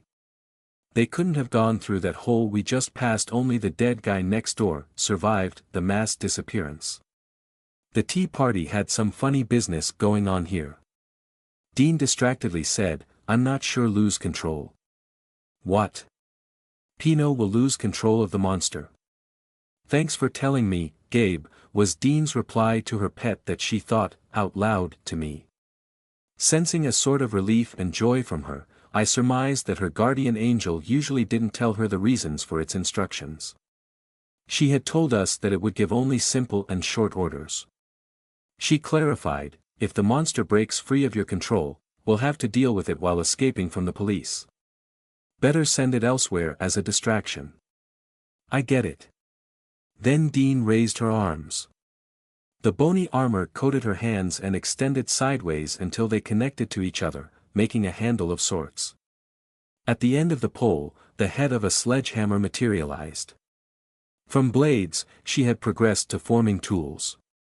Watching as she demolished the wall so we could get into the next room, I pondered what she said. There was no way praying man would break free of my control. This must be her guardian angel sending me a message. Too bad it couldn't just outright tell me what it was. Explosions and gunfire continued, this time muffled and distant. Praying man must be doing a good job entertaining the police. I'd love to pay to get a video of what was going on. But my puppet's signal was weakening. He'd eventually succumb to his injuries or his life force draining to heal his wounds. Such a waste if I let him die like this. What does the guardian angel want me to do? We entered the neighboring room. Dean barely paused to check our surroundings, another holding cell that was empty other than blood and black slime before attacking the opposite wall. Lose control. I examined my fingers, looking at the blue threads that only I could see. There was no way I would. Then I decided to do what I initially planned. Praying man, destroy everyone and everything attacking you. I didn't know if he could still carry out my command. I could barely hear the sounds of fighting with Dean demolishing the wall. But if he could kill the police, that would keep them off our backs for a bit. They wouldn't send in more men just to get mowed down by a dangerous Adumbri. I'd have enough time to look for my errand body and mom. Why is my list of objectives growing? The next room was neat and clean. But instead of breaking down the walls, Dean gestured for me to exit through the door. It's safe now, she said. I didn't bother asking how she knew. We found ourselves a room past the staircase by the spot where Dean and Lioness had started their fight. Smoke and dust obscured the hallway. No more noises, but Praying Man was still alive. Barely. I'd have to get him back, so I have a puppet to use before finding a replacement. Wait, I called out to Dean. I lost control of the parasite monster. The distance of the waves, I made up some explanation so that it wouldn't be my fault Praying Man killed the police officers. I can detect it is coming here. Can you re-establish control? We stopped running and stared back at the smoke. Praying Man emerged. He was missing a quarter of his torso, his arm, the right part of his chest, just torn away. His head was an unrecognizable lump of flesh and blood. Twisted metal jutted out of his stomach, the bladed legs of combat drones. His remaining hand gripped a severed human hand covered in metal plating. Praying Man limped down the hallway, heavily hemorrhaging like a snail leaving behind a crimson slime trail. I am not sure, I said. I'm not even sure if I can still save him. Red blood, that was the strong thought coming from Dean. Gnawing distrust directed at me. The appearance of Praying Man triggered something in her. The parasites got to him, right? Dean said, brandishing blades on her arms. Yes, they did, I said. That's why I can control him. Indirectly, I was telling her that I couldn't control normal humans. His green hue dimmed fast, no matter how much power I injected into him. Boils grew on his body while clumps of his flesh fell off like melting ice cream, a side effect of my healing energy. The boils burst, spewing disgusting yellow pus mixed with blood. Which smelled worse? That or the black? Black. Red. This was why Dean suddenly became suspicious of me more than before, anyway. My puppet didn't ooze the black slime of the parasite monsters. Praying Man. Run away from us. Go as far away as possible. He did an about-face and ambled back into the smoke. I didn't know how far our link could stretch, but he'd be nowhere near us when it'd break. Or dead. Yeah, he'd likely be dead before he reached the end of this floor. He left. Dean lowered her weapons. The white material unraveled and was reabsorbed by her armor. Lucky us, I said, jogging past her. We should hurry and find your friends. Up or down? Left or right? We traversed a labyrinth of rooms and corridors. I didn't know where to go, and neither did Dean. But she overtook me and led the way, guided by her guardian angel. She told me some vague shit that she could find traces of where the others went. It wasn't like I had a better idea, and I didn't want to split up, so I went along with her. We went up another floor, running past office cubicles littered with a few corpses here and there, just random employees killed by gunshots, nobody we recognized. The absence of parasite monsters was also good news. Then there were more rooms, some doors were open, but most were closed. No sign of Imani, those two nobodies whose names I forgot, or my errand body. Our silent jogging session was interrupted by faint sounds of explosions. Is that the police? Dean guessed, warily looking left and right. The bid? The police were constrained to attack because of the parasite monsters I set loose. No doubt, the bid was also on its way. But that meant the Tea Party assholes had to move their plans forward. With hostages, they had all the time in the world for shenanigans. Not anymore. How do I convince her to find the security room? In thriller movies, that was always the answer. The main character would replay security cam footage telling them where to go next. A bonus if some Tea Party assholes were there, we could torture them for more information. Are you sure we're going the right way? I asked Dean as a pretext to hinting we head elsewhere. Yes, I think so. Feelings of wavering were transmitted to me. She was also doubting her guardian angel. It had been a few minutes, and we hadn't found a trace of my sort of human body. Then excitement welled up inside her. Look over there. Just as when I was ready to criticize Dean's guardian angel, it led us to a possible clue: a guy in a tea party getup lying on the floor. Blood seeped through his balaclava and coated the white tiles. He was convulsing a bit. I could see Imani using her stun gun on him and bashing his head with her august arm. This must be them. Dean gestured for me to pick up the pace. Yes, I hope so. After we turned the corner, we found another tea party goon slumped against double doors with an upper half made of glass. Through the windows, we could see that the doors led due to a wide office area filled with cubicles. Deep gashes covered the tea party guy's body, including a slit across his throat which might have ultimately killed him. Other than the red of blood, splashes of black painted the walls and ceiling. It wasn't the slime of the parasites, but something much darker, almost like scorch marks. I suppose you don't have any more friends with superhuman abilities? You mean Imani? Didn't you scan her? I did. She has a normal human body. The only remarkable thing I found is her bioaugmentronics limb attachment. It has a built-in electroshock weapon module. That's what she told us too. Dean nodded. Imani friends core jujub. She had mentioned that she has friends that are like me. She placed her hand on her chest where her artificial core should be. I think this is the work of one of her friends coming to rescue her. That may be the case.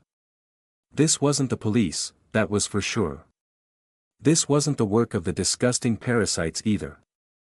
Furthermore, some of the black streaks on the ceiling looked like feathers. Imani had mentioned that their leader, Jubjub, could make shadow crows or some shit.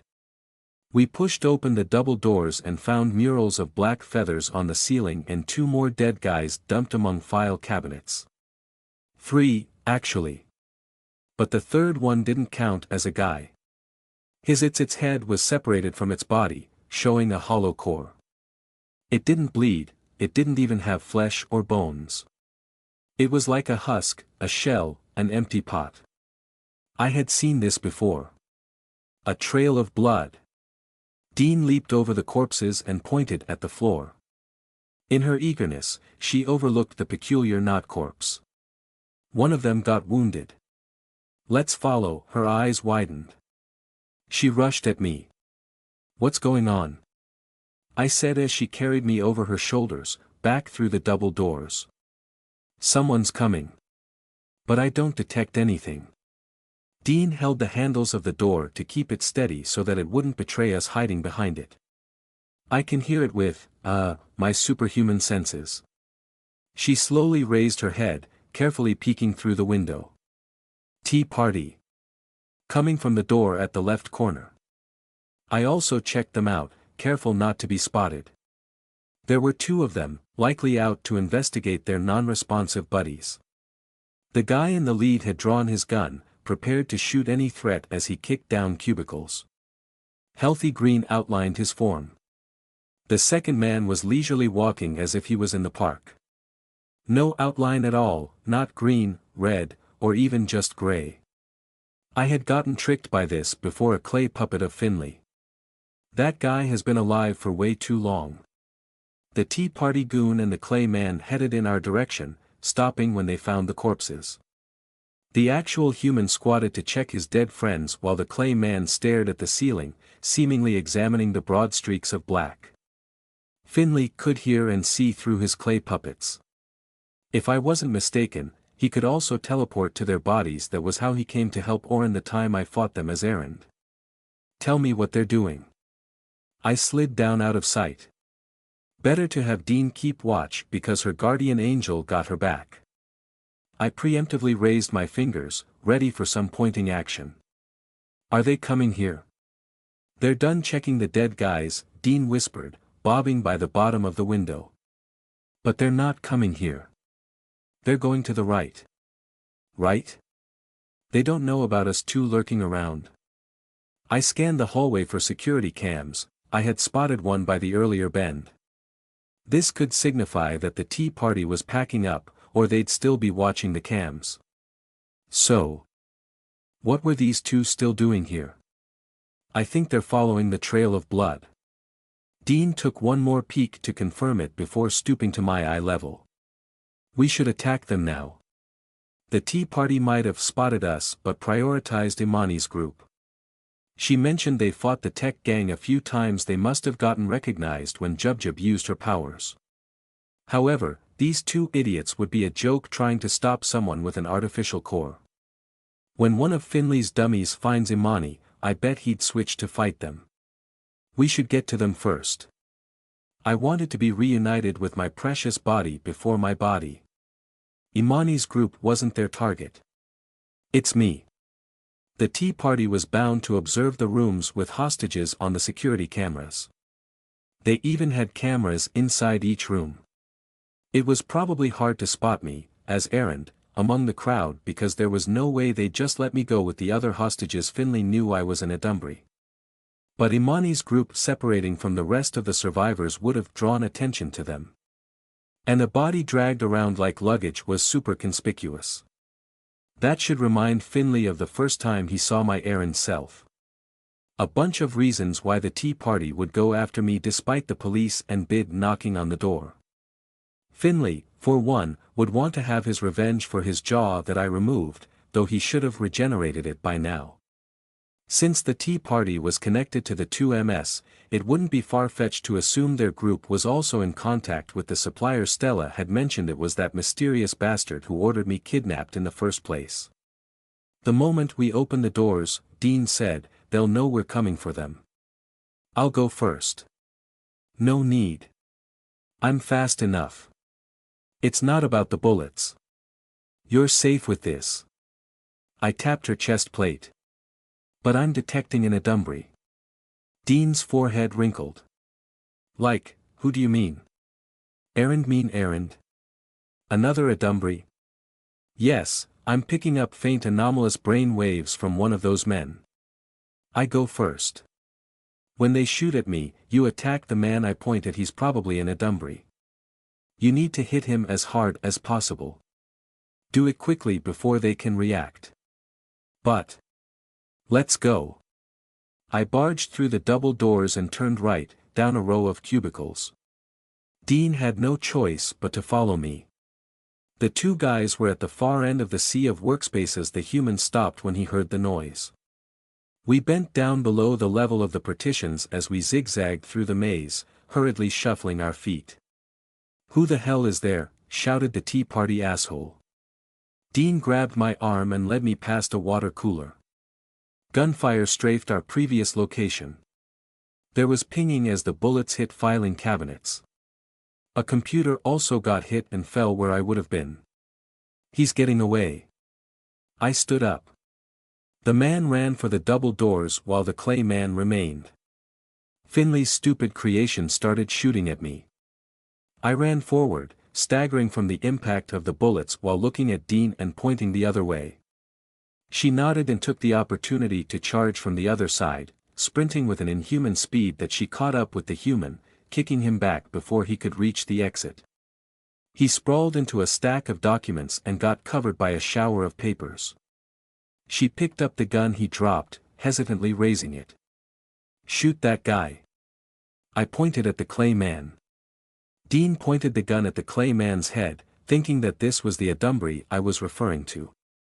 But then, she shifted to holding it like a club. She just wanted to knock the guy out. Bothersome turmoil in her mind was there again. Was shooting too brutal for her? The clay puppet dropped its gun and faced Dean, raising its hands. That made me raise a phantom brow. This thing was up to no good. Attack now. I yelled. Before Finley thinks of coming here, I added in my head. It's not a human. But he's surrendering. Dean yelled back. We can ask him questions. Calling me a dummy, the clay man suddenly spoke. No, not a clay man.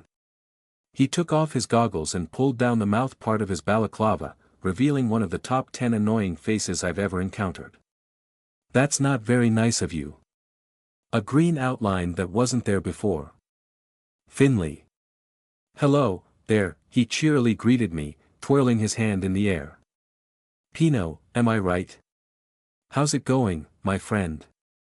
Blah, blah, blah. Finley loudly interrupted me. Hey, Pino buddy. Did you know that my brother died? Your brother? I could only remember that they were twins with different powers.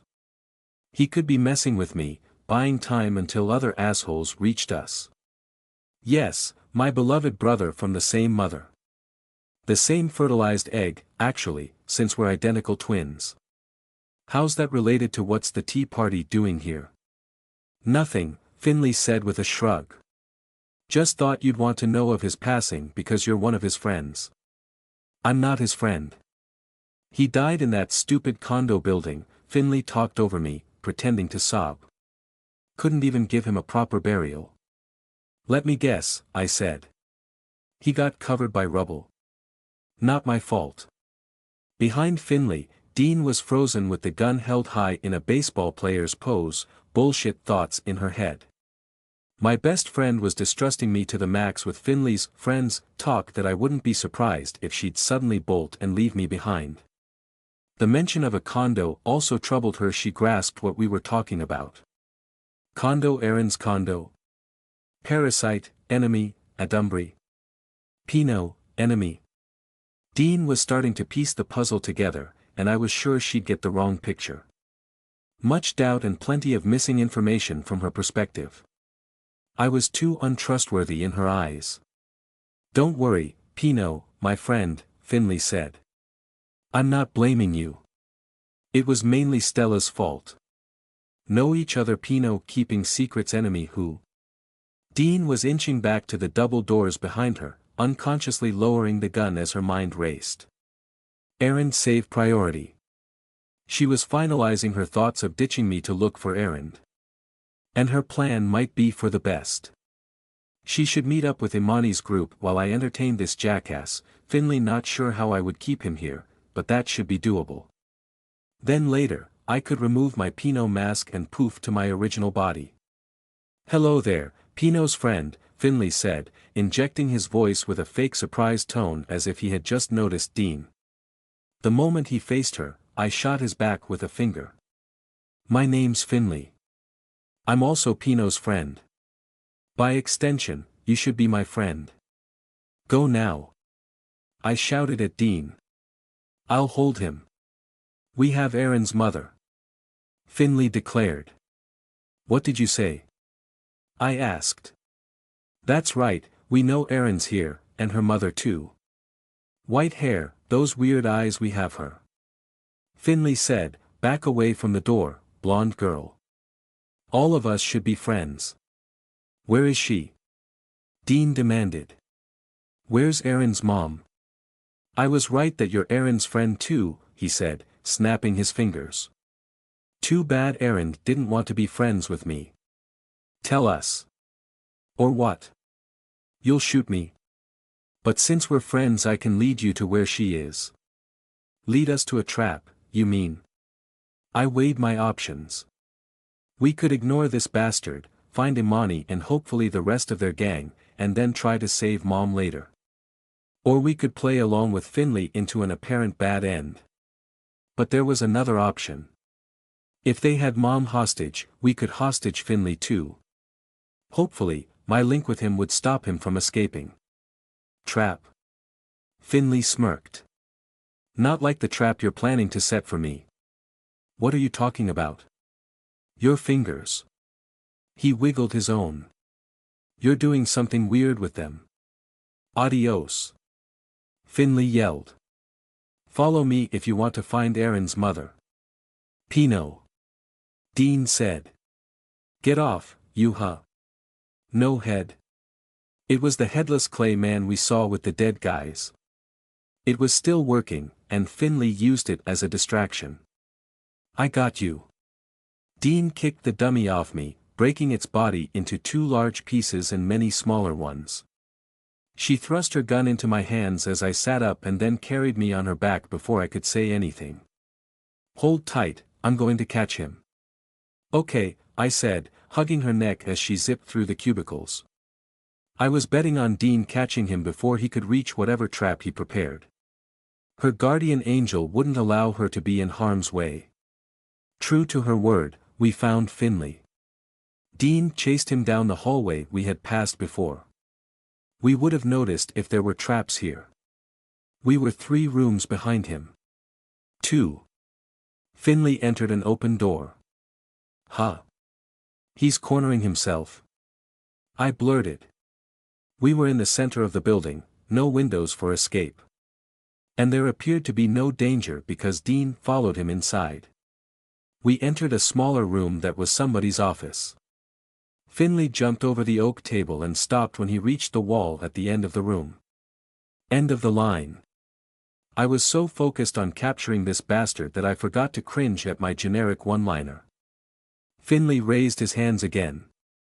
Such a friendly reunion we have here, he said, still facing the room's far wall. Not so friendly as you might think, I replied, climbing off Dean's back. I didn't return the gun to her, instead marching forward and taking charge of dealing with Finley. Congratulations for cornering me, he said, slowly turning around. His stupid grin made me wary. He wasn't worried about his predicament. Are you planning to trade me for Aaron's mother? He asked, correctly figuring out my intentions. That's right. So, just come with us. I aimed the gun at his ugly head, positioning its butt correctly against my shoulder.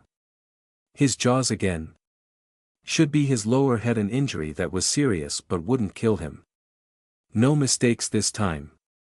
Only one chance to paralyze him and get the shot to knock him out of commission. Then Dean could bind his hands with something sturdy we could find, like what she did to me before. Dean approached me, her hands outstretched, obviously planning to take the gun away. Careful. You might kill him, she said as if this was the first time I had taken someone hostage. Yeah, listen to her, Finley chimed in. Don't kill me, my friend. Ignoring Dean, I followed it up with another staple from the movies. Finley, we can do this the hard way or the easy way. He chuckled at my cheesy sentence. Pino, come on. I'm not going to. Don't move. I mentally blasted him. His eyes widened. With sights lined up, directly covering his gaping mouth, I pulled the trigger. No. Dean shouted. She dove for the gun and yanked it from me. He switched out. I let her have the gun as I hurried to Finley, or what was once his body. Instead of blood and flesh, ceramic shards scattered. The body slumped against the wall had a shattered head, its holes showing the dark emptiness inside. No Finley around here. My power couldn't stop him from teleporting out. Our link disappeared the moment a clay man took his place. I rummaged through the pockets of the clay man to see if there were any clues on where the tea party took Mom. A phone with messages? A map or something? Wait, what happened? Dean approached me. The Adumbry switched with this dummy, I explained. There's nothing here. Let's go back to find the others. Hello, someone called behind us. Looking for me? A tea party member was outside the door, doing a little tap dance. He didn't need to remove his mask because we could tell from his voice that it was Finley. I'm supposed to get Aaron Hartwell, he said, closing the door, but before that. Shoot him, I ordered Dean. Huh. She pointed the gun's barrel at the door and pulled the trigger. She fired a few rounds before she fought for control of her body. I relented. The door had already closed. What just? Pino, wait. Something happening. The sound? I ignored Dean, rushing past her to the door. I ignored the weird ringing noise.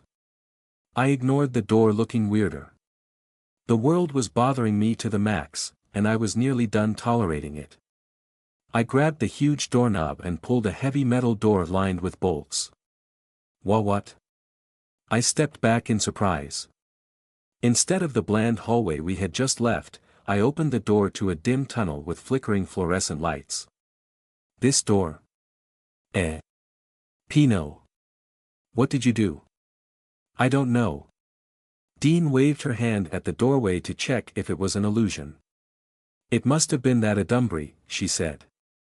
But her thoughts paraded her distrust of me. She didn't bring up her involuntary movements even if that was front and center on her mind.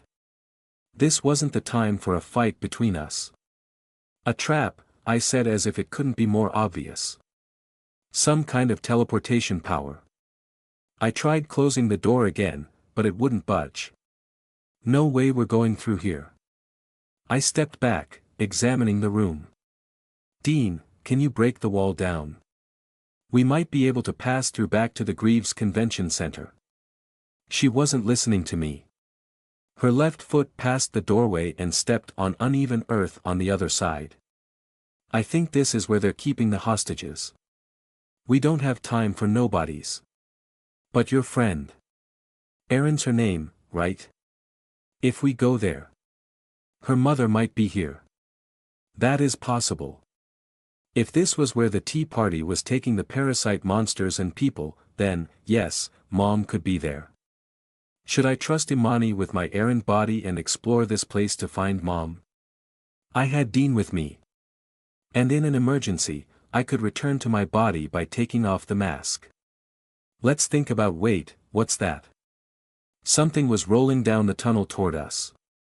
I don't know, said Dean. It stopped directly below one of the light tubes. I questioningly tilted my head. An eyeball? Despite being Ms. Save the Hostages, Dean stepped back into the office and aimed her gun at the eyeball. She projected a sense of disgust I didn't share. How many eyeballs had I stabbed? More than one, for sure.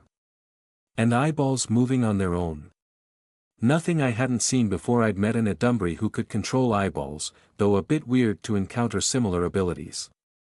Don't waste bullets. It's harmless. I nudged the gun's barrel to the side. A nice feeling one-upping Dean, even if only in the not creeped out by eyeballs category. It rocked back and forth like a beckoning hand. It's telling us to follow, said Dean, echoing my thoughts. I'm not getting anything from Gabe. I don't think it's dangerous. This is dangerous, I said as pointedly as I could muster with a robotic voice. Sorry. Of course, it's dangerous, she hurriedly clarified. But we don't have a choice here. We can't close the door. She first tried tugging the door and then pushing against it. Didn't work. The creaks of metal, like the mating calls of a whale, proved she wasn't faking her attempts. The walls are probably the same. We're trapped. The only way is forward. This thing is telling us exactly that. Or we can stay here. I tapped the tiled floor with my feet. Clearly, Dean was set on going through and looking for the hostages. She didn't want to try punching through the walls for fear we'd break this portal or whatever this was supposed to be. While we'd probably find the missing people if we went through this tunnel, this was also a trap set by Finley. Likely that we'd end up captured too. Dean, anyway. I'd just return to my errand body and leave her stupid ass behind. On the flip side, if this were the base of the tea party, Mom would be here along with the Greaves bigwigs they ferreted away. If this portal closed, we'd have no other way of finding this place. Weren't you going to fight the tea party and save the hostages? Dean said. That's why we teamed up and... I'm being cautious, I cut in. She was right. I am the hero, Pino. The main character of this whole gig. The ending of this movie would be me leading the hostages, including my mom, in escaping this place as it explodes. Then the police would arrive late to the party, and try to arrest me, the suspicious robot. As the ending music played and the credits rolled, I'd take off my mask and disappear. Good thing I had a metal face, or I'd be grinning like an idiot. It's leaving, Dean said, snapping me out of my daydreams. The eyeball rolled away, diving into darkness before emerging again when it reached the next working light. Jostling past her, I stepped through the doorway without hesitation to take charge. Let's follow it.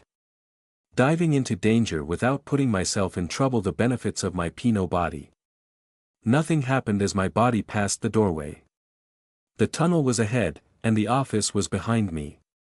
Dean followed, pausing for a second as her 2 feet stepped on the uneven earth. She awkwardly hugged herself, cumbersomely holding the rifle between her thighs, and rubbed her upper arms. "Cold?" I asked. "Very. Humid too, but that's probably just my sweat from the fighting. Good job back there." I would have showered more praises to ease her distrust were it not for the metal door swinging shut with a loud bang. No need to try opening it. We both knew that even if we could, the other side wouldn't be the convention center anymore. Only way forward, like you said. Uneven walls with rocks jutting along its length looked odd for a tunnel, as if it wasn't dug by a machine. But it looked roundish enough not to be naturally formed. Other than the exposed wires running on the ceiling and the wonky fluorescent lights they powered, oh yeah, and the metal door behind us, there was nothing else other than earth. This didn't appear to be a holding cell. If this was a trap, though, this could lead to a dead end, and we'd be stuck here. Rather, Dean would be. But she mentioned that her guardian angel didn't warn her of any danger. Her thoughts were also calm, unlike when she argued with her pet. Did Finley make a mistake? I couldn't shake the feeling that there was a problem here other than the many obvious ones. I was forgetting something. Something important. Or maybe it wasn't important if I couldn't recall it. Eyeball this could be the sensation of being watched. Every roll, it would look at us. Whenever it reached a dark portion of the path, it paused and waited for us to catch up. I could see its green outline, so there was no way I'd lose it. The Adumbri who controlled this eye would have the best decorated house for Halloween, unlike ours. The past few years, Mom just drizzled a smattering of the not-too-destroyed decorations stowed in the attic. That was if she wasn't abroad for work. When Dad was around, our family would turn the house into the aftermath of My Puppet versus the Parasite Monsters. Nostalgia for Halloween. That must be the peculiar feeling. I had an unexplainable fondness for the eyeball. Like it was familiar. Our short journey ended in front of another metal door with a bright bulb on its upper left. Was this finally the trap? Dean stopped behind me, saying nothing but wafting airs of distrust my way. I wouldn't be surprised if she had the gun pointed at my back. She was troubled over my split-second mind control, forcing her to shoot the gun, unsure if it had something to do with me or if her nerves were getting to her. A takeaway was that there was no immediate danger if she was thinking about me. The eyeball wiggled in front of the door. I pointed a finger at it, about to shoot. Suddenly, it sprouted several spindly legs. Dean gasped and shuffled back. I didn't move. Memories crawled from the depths of the stuff I don't care about zone of my brain. Wait a minute. The spider eyeball creature scuttled towards my right foot and looked up, locking gazes with me as if it was trying to tell me something. Up close, I recognized the light blue iris against the black backdrop of its pupil. The way the pink vein spread across the whiteness of the eye was familiar. Familiar. She's alive. Impossible, I whispered. What did you say? Dean tinkered with the door latch. Is it locked? I can try. The click. The door shifted an inch. Oh, it's open. The eye familiar scooted through the small gap. She carefully pulled it, ensuring it didn't make more sound than needed. Let's go. Careful not to hit the door. Yeah. With you, I absent-mindedly replied, still preoccupied with replaying my escape from the tunnels beneath Eve's club. It wasn't that long ago, but I had buried my memories of that night since all of my fellow escapees from Eve, if I could call ourselves that, died back then, mostly because of me. That whole Eve bullshit was a done deal, the box closed and tied with a neat string. I deleted it from my mind because nothing would come back to bite my butt. And what was this place supposed to be? Dean and I exited into a neater tunnel, more like a hallway, with finished concrete floor and walls, bright lighting, and similar metal doors spaced along its length. Pipes lined the lower parts of the walls and the ceilings. Still no sign of a trap. Maybe the eyeball did something to mess up Finley's plan. As the eyeball moved faster with its spider-like legs, more memories returned. It's really her, but how? She was super duper dead. She's gone, I said under my non-existent breath. She had to be. Though some of her familiars must have survived the skitter carnage. This little guy had a green tinge, so it had some semblance of a mind. They could probably continue existing without the main body. This didn't mean that she had survived the fire. False alarm. There was still the question of why we were following this thing. Yes, I said. We need to find the hostages soon. So that I can get a new puppet. The eyeball stopped and turned to us. It tapped the ground with its front legs, then waved it left. Let's hide, Dean said, pulling me to the door nearest us. She tapped the button, and it opened to a regular storage room full of boxes. The door whooshed shut as we heard another door open. You're good at interpreting what it's saying. It was probably her guardian angel telling her what to do, but a compliment didn't hurt. Huh. Yeah, she distractedly replied, pressing her ear against the door. People outside. Several seconds after, she said, scratching, I think it's the eyeball telling us it's okay to leave. Why are we still following it? How about we go our own way? It's helping us so far. But yeah, it isn't safe to trust it. Her thoughts were clear that I was more untrustworthy than the eyeball. I don't know why this eyeball is saving us, but we take what we can get. We'll stick with it until we find the hostages. Let's just watch out for danger and react accordingly. With the eyeball as our ready guide, we traversed more passageways and dodged other guards. One time, the eyeball provided a distraction for us, revealing itself to a couple of dudes in sweaty clothes lugging crates on their shoulders. Were they Tea Party grunts? Maybe men of the 2MS. They did have pistols strapped to their belts, and it seemed like they were doing illegal stuff. Or I'm assuming the worst of people. Dean and I hid behind more crates, listening to their conversation to gather information. Hey, it's that eye spider, one man said. Yeah, it's her pet, the other guy replied. Don't mind that thing. She's really hot, isn't ow? Why did you hit me? Don't let it hear you talk like that. Just be mindful of what you say with a Dumbry around. Fading footsteps and another whooshing door told us the coast was clear. Dean snorted. That wasn't helpful at all. She rounded the stack of crates and went after our eyeball guide. Not helpful in finding the hostages, but those bozos confirmed that she somehow survived getting roasted. How? Could she have regenerated? No, that wasn't important. I should first decide if we should continue following the eyeball familiar. It was leading us to her, specifically me.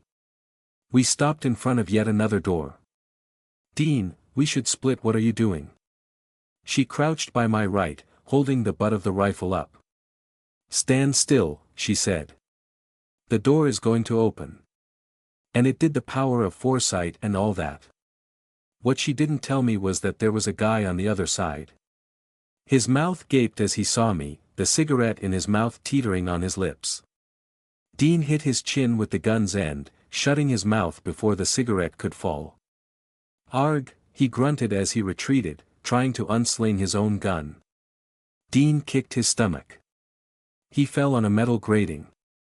Come. She grabbed my arm and pulled me through the door, hitting the touchpad to shut it. Then she bashed the guy's head with the gun a couple more times.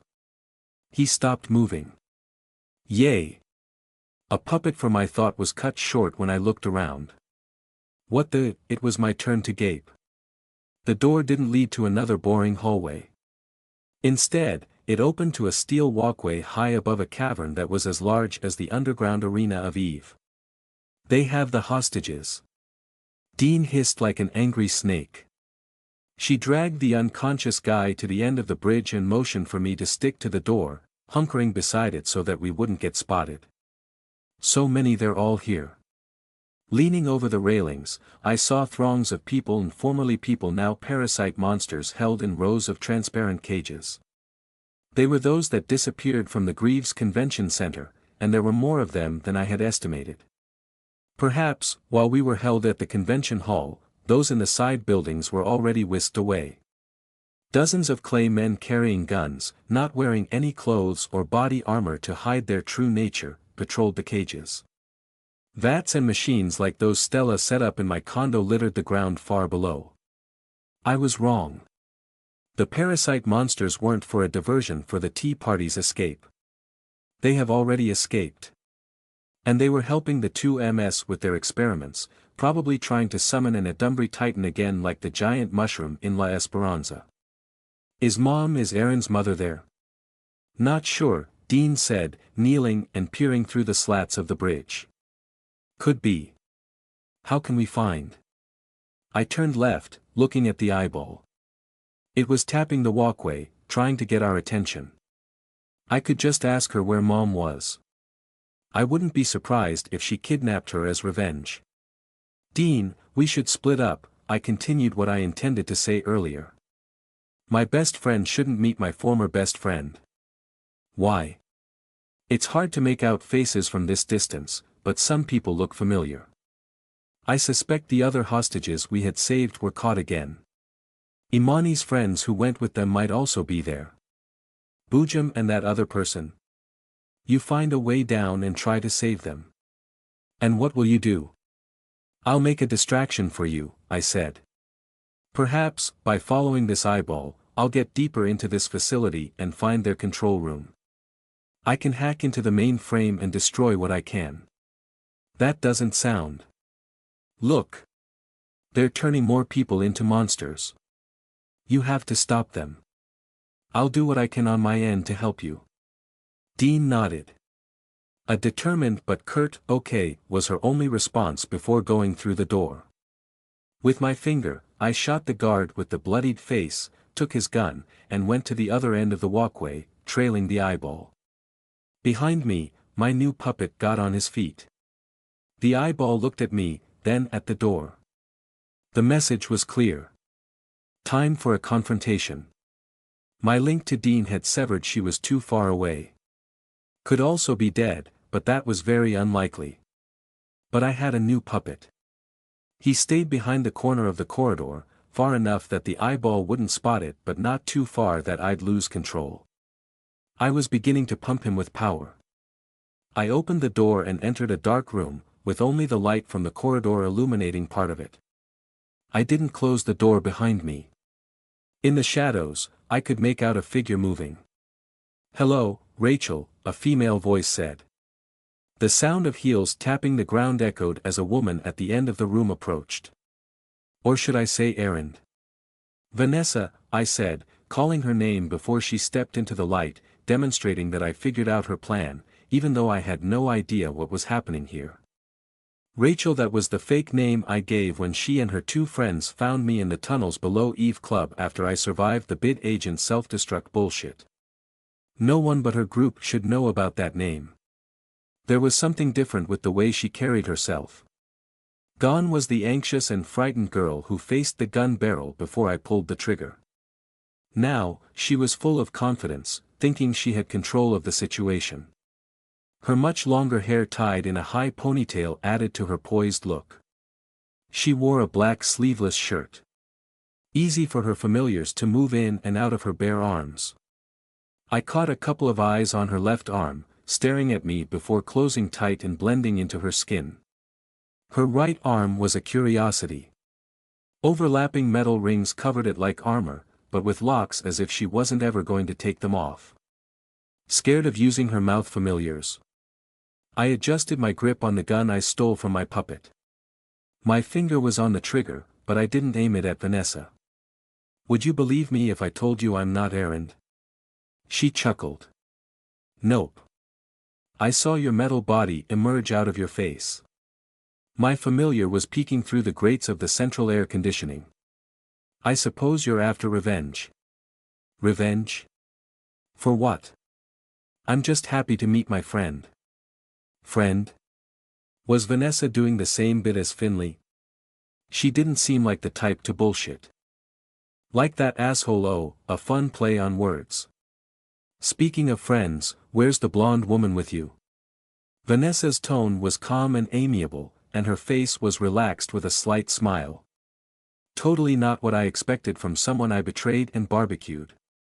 We split up in case this is a trap. Hardly moving my eye, I scanned the room for the familiar that led me here. No other green besides Vanessa.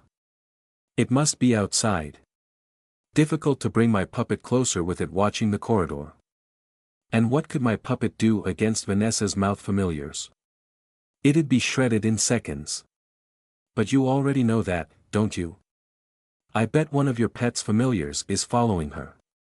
Vanessa's cheeks moved, her smile widening when I corrected myself and used her preferred term for her excess body parts. I'm keeping watch for her safety. Even with superhuman abilities, this place is still dangerous. She shouldn't have gone on her own. But I'm also relieved she isn't here so we can talk freely. I think you agree with me. I didn't say anything. How much did she know about me keeping secrets from Dean? There's a lot between us, Vanessa said, but nothing we can't iron out with a sincere friend-to-friend conversation. After what happened, I trailed off, deciding it wasn't a good idea to recount what I did to her. I'm the last person you'd consider a friend. You did what you had to do to survive.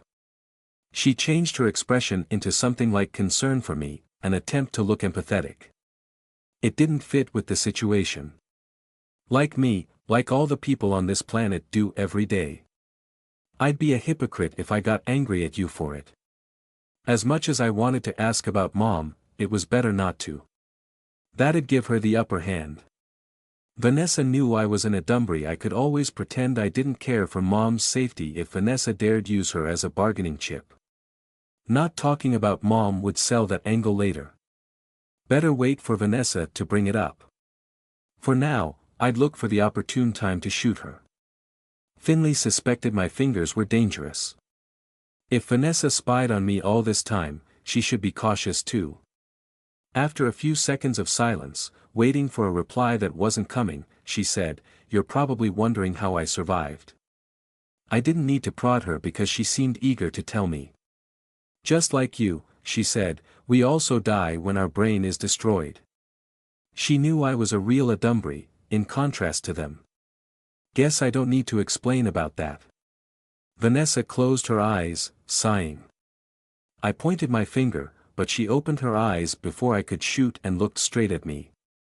Because you killed Dominic in a way that he couldn't regenerate his injuries. Dominic? Can't recall his face. Was he the guy I killed in the car? You are angry at me, I stated. I'm not. But recalling it is painful. She shook her head. Where was I? Right. You also shot me in the head. I would have died if my brain had stopped. I guess my brain did stop. But not all of them. The familiars, I guessed. The eyeball thingy had a green outline. I vaguely recalled Vanessa explaining that they could act independently after being given instructions. They were probably like the tentacles of an octopus with mini brains controlling each of them random info from the animal channel. You regenerated from your surviving familiars? Not really that way. My mouth familiars dug themselves out of the caved-in tunnel, returned to their sockets on my arm, and helped me regenerate. It takes hours for a body to burn completely, so they had plenty of time to save me. Resurrect me might be a better description of what happened. That's one question I didn't care about now answered. Mental note, I should stay for a few hours the next time I'd burn in a dungeon. The frat guys Dean and I roasted were humans, though none of them should be able to return to pester me like Vanessa here. That I said, recalling a weird detail after I returned to Dean's house from Eve. It wasn't my imagination. What do you mean? Your eye familiar followed me after I followed me to where I was staying. Vanessa raised a brow. No. All of my eye familiars were killed by skitters. Don't you remember? I didn't have anything to do with it, she interrupted. I know your face but nothing else. I don't know how they found out where. You expect me to buy that? It's hard to believe, but I really swear I didn't know where you lived. Stella, she's the leader of the group that attacked your condo, just showed me your picture, and I told them, yeah, you were the one I met. That's it. Just like it was normal for me to kill her for my survival, as she argued, it should also be normal for her to exact revenge on me. So, why was she acting like she had no part in attacking my condo? What was this good cop bit for? I stared at Vanessa again, waiting for her to reveal more. Believe me, I only knew about what happened at your condo afterward. She took one step forward. Then I convinced the organization to leave you alone. No one attacked while you were at your friend's house, right? You fought Oren and the others only because your group interfered with their plans. If it weren't for that, you would have been safe. Because of me. That's some truth in her words. After you killed Oren, no one came after you. Oren's dead. Woo-hoo. Some good news from this crappy night. And Vanessa's making a good point. But it still didn't make sense looking at the big picture. She stepped closer. Remember the bracelet? Bracelet? The diamond bracelet you took from me. Maybe you assumed it was lost, buried in the rubble of your condo building along with your other things. Awkward. I thought of collecting trophies from my fun escapades, copying what the people on true crime documentaries did to their victims to see how it felt. But it didn't click, whatever was so great with it, so the bracelet just slipped out of my mind. Must have chucked it in a drawer and got covered by junk. I was giving you the diamond bracelet back, Vanessa said. Where did I put it after I found it again? More awkward if I misplaced it. I thought it was a different bracelet that someone dropped. I mean, I did think I lost it forever. It's supposed to sign that I'm fine with you keeping it. Yeah, also a sign that I'm alive. I really find it hard to believe you've forgiven me this quick. Not forgive. That'd mean you wronged me. But I did. And you should be angry with me. It was grating that she wasn't behaving as I expected her to. You might not believe me when I say this, but rather than anger, I pity you. Pity me? What kind of mind games was she playing? Though I did agree with her. I was looking for a relaxed night of being a supportive daughter to Mom's speech, a typical night hanging out with my best friend, and I ended up in this situation. Poor me. I chose this life. Vanessa gestured to her right arm covered in metal. But you didn't ask for yours. People hate Adumbri, real ones, thinking they chose to betray humanity. I know the truth. And I pity you because you didn't have much of a choice. Me? What happened, what you did to me, I think it's the Mother Core's punishment. Plenty of people died, continue to die, for my sake. For my choice. You already know how Mark and Big Marcy's operations work, am I right? The brains of innocent people, I said with emphasis. Did her own brain not regenerate properly? Was she seriously thinking that her intense sauna session was some sort of divine punishment? She probably went cuckoo and tried to use her death to clear her conscience. What about your friends? I killed them, I pointed out. Come on, gloat that you have my mom for revenge. I'm sad that Dominic and Rob was the alias I gave you, right? Really sad they're gone. But I would have done the same thing in your position. The same as them if they were in yours. This doesn't make any sense, I blurted my thoughts. This isn't a trap, Erend. Even if it was, you don't have anything to worry about because your real body isn't here. Her eyes glazed over as if she was staring something past me. Are you also observing my real body? Finley is trying to get it, but your other friends back at the Greaves building are doing a good job escaping him. So far. If Finley succeeds, I'll pay Legba to divert the teleportation to somewhere safe. Divert? You're not working with Finley. Approach me about what? I'm inviting you to join our side. Internal conflict. Finally, something that I could understand. Let me guess. The brothers are fighting. Which side are you? Big Marcy's side. He wants to take over the Big Marcy. Wasn't he the bastard at the docks? Too bad I wasn't able to kill him because I was berserking. What did he offer you? Their infighting didn't interest me. It certainly had an unoriginal and boring reason. He offered me to keep you safe, Vanessa said.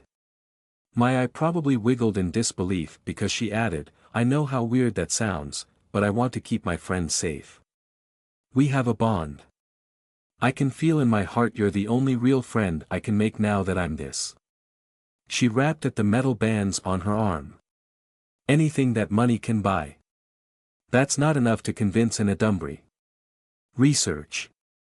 You know we're experimenting on Adumbry. If we're successful, we can help you, maybe take full control of your body and... That's a huge maybe. Our techniques for keeping the Adumbry in our mind at bay. Maybe, we can try. Big Marcy's brother can also offer that too. Protection. Many people want a real Adumbry. Even Mark. Big Marcy can protect you. Big Marcy also wants me, I thought. Not only that. Cover, disguises, and whatnot. Everything you need to live comfortably among humans. An island with a mansion to hide away as an Adumbry if you like. Whatever the group you're with is providing. We can do it 10 times better. Did she mean Dario and the others? I asked, I suppose you want me to surrender them if I join you? You don't know much about them, do you? Information. Big Marcy can also give you information about what he thinks they are. He has investigated the supplier and suspects that your friends are connected to him. They're not the allies you think. The supplier that's helping your organization is also helping them. That's news to me. I knew there was something sketchy with Dario, but this was on another level of insanity. Big Marcy knows about it, Vanessa said. You can talk to him later. Sorry, I'm a bit unorganized in presenting our side. I really didn't expect to do this now. What else? Your mother. I kept my tone even, easy to do with a robotic voice. What about her? I nonchalantly asked. We have her. Like the Tea Party has her, but I might be able to get her for you. What do you want to do with her? We can make her disappear so you'll have an easier life. No. No, I want her returned to me. This is why Vanessa wasn't using my mom as a bargaining chip. So funny. I relaxed my voice. It'll be a hassle if she dies. Best if she's alive, and I can continue with my normal life until I no longer can. It helps control my sanity that I'm still living as normal errand. Got it. I understand you. I really do.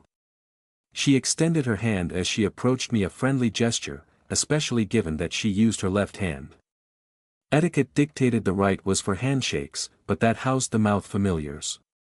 Join us. Is this like a villain convincing someone to join the evil side? Evil? She stopped about 5 feet from me, still holding her hand out. The left tip of her mouth curved up and formed a sly smirk. You're the real Adumbry.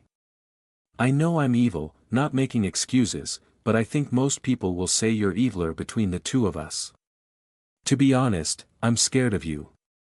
I wasn't buying Vanessa's story, even if it was on a promo discount.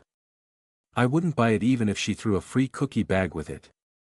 2 people I nearly killed wanting me on their team. Bullshit. Though the 2 MS fighting for control of their organization sounded like a good reason Big Marcy was willing to forget what I did if I were in his place, I'd want a real Adumbry on my side. And Vanessa's point that they could have continued attacking me if they really wanted to was a good one. Looking past that, their offers weren't all too attractive, other than freeing Mom. The biggest benefit I could think of by joining them was being part of a criminal organization. Mafia movies were pretty cool. Imagine a black limousine with muscled bodyguards wearing black tuxedos picking me up from university or something. I stared at her hand, mulling things over. She'll keep it up. Was she going to force me to take her hand through awkwardness? Do I have to decide now? Preferably, Vanessa replied. I don't want to rush you, but there's this thing Finley would eventually know that I saved you. Can't you cover it up? We might have to kill Finley for that. It'll be a huge mess exposing Big Marcy's plot to topple Mark. I see, having Finley killed should have been on top of the list of their offers. Would have preferred it if I could rip that asshole's asshole myself. And your mother, too, Vanessa said. Saving her might mean killing a few Tea Party people because they're holding her hostage along with other Greaves corporate officials for their own thing. I don't know what their plans are. I just know that if we get your mom, it'll be messy. I should choose now, so it'll be worth it for you guys to burn bridges. I'm not putting it that way, but Big Marcy won't put himself in danger for nothing. So, yeah. It's best if you choose now. Join them now to get mom and leave future problems for future errand. Sounds like a good plan to me. Then I realized something. I grabbed her hand. Vanessa jolted in surprise, not expecting me to accept her invitation. You're joining us? Her eyes sparkled with happiness. Yes, I confirmed. Not just that. I can also offer something to you in return. How about I do the burning of bridges? What burning? Oops, I shouldn't mention anything fire-related. You can direct the portal. Vanessa nodded, puzzled about what I was getting at. I want my real body here, I said, and mom through that portal to safety. For what? Why are you coming here? Senior Technology Manager Niyam, Euphonia said, emphasizing each word of the trembling man's title. Are you sure you don't recognize me? She gripped the edge of the metal table with the mechanical hands growing out of her back, effortlessly crunching its surface as part of the show, staring into his teary eyes with her own bionic eyeballs. She made them glow red for an extra intimidation factor as she hissed, You've risen to such a grand old position in Greaves and forgotten about me? The people you've stepped along the way not worthy of a space in your memories? I am sorry. Niyam cried out, putting his hands together as if in prayer, the chains of his handcuffs clinking together. Please, please, please, don't kill me. He repeatedly bowed to her. Is this about the Denzer account? I'm so sorry if you were fired because of that. Are you one of the people who went to prison? I had no idea that would. Euphonia rolled the lip of the table as if it was a picnic blanket.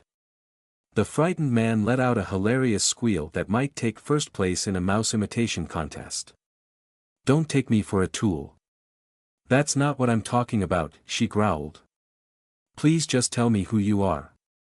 I'll make sure to do everything in my power to make it up to you.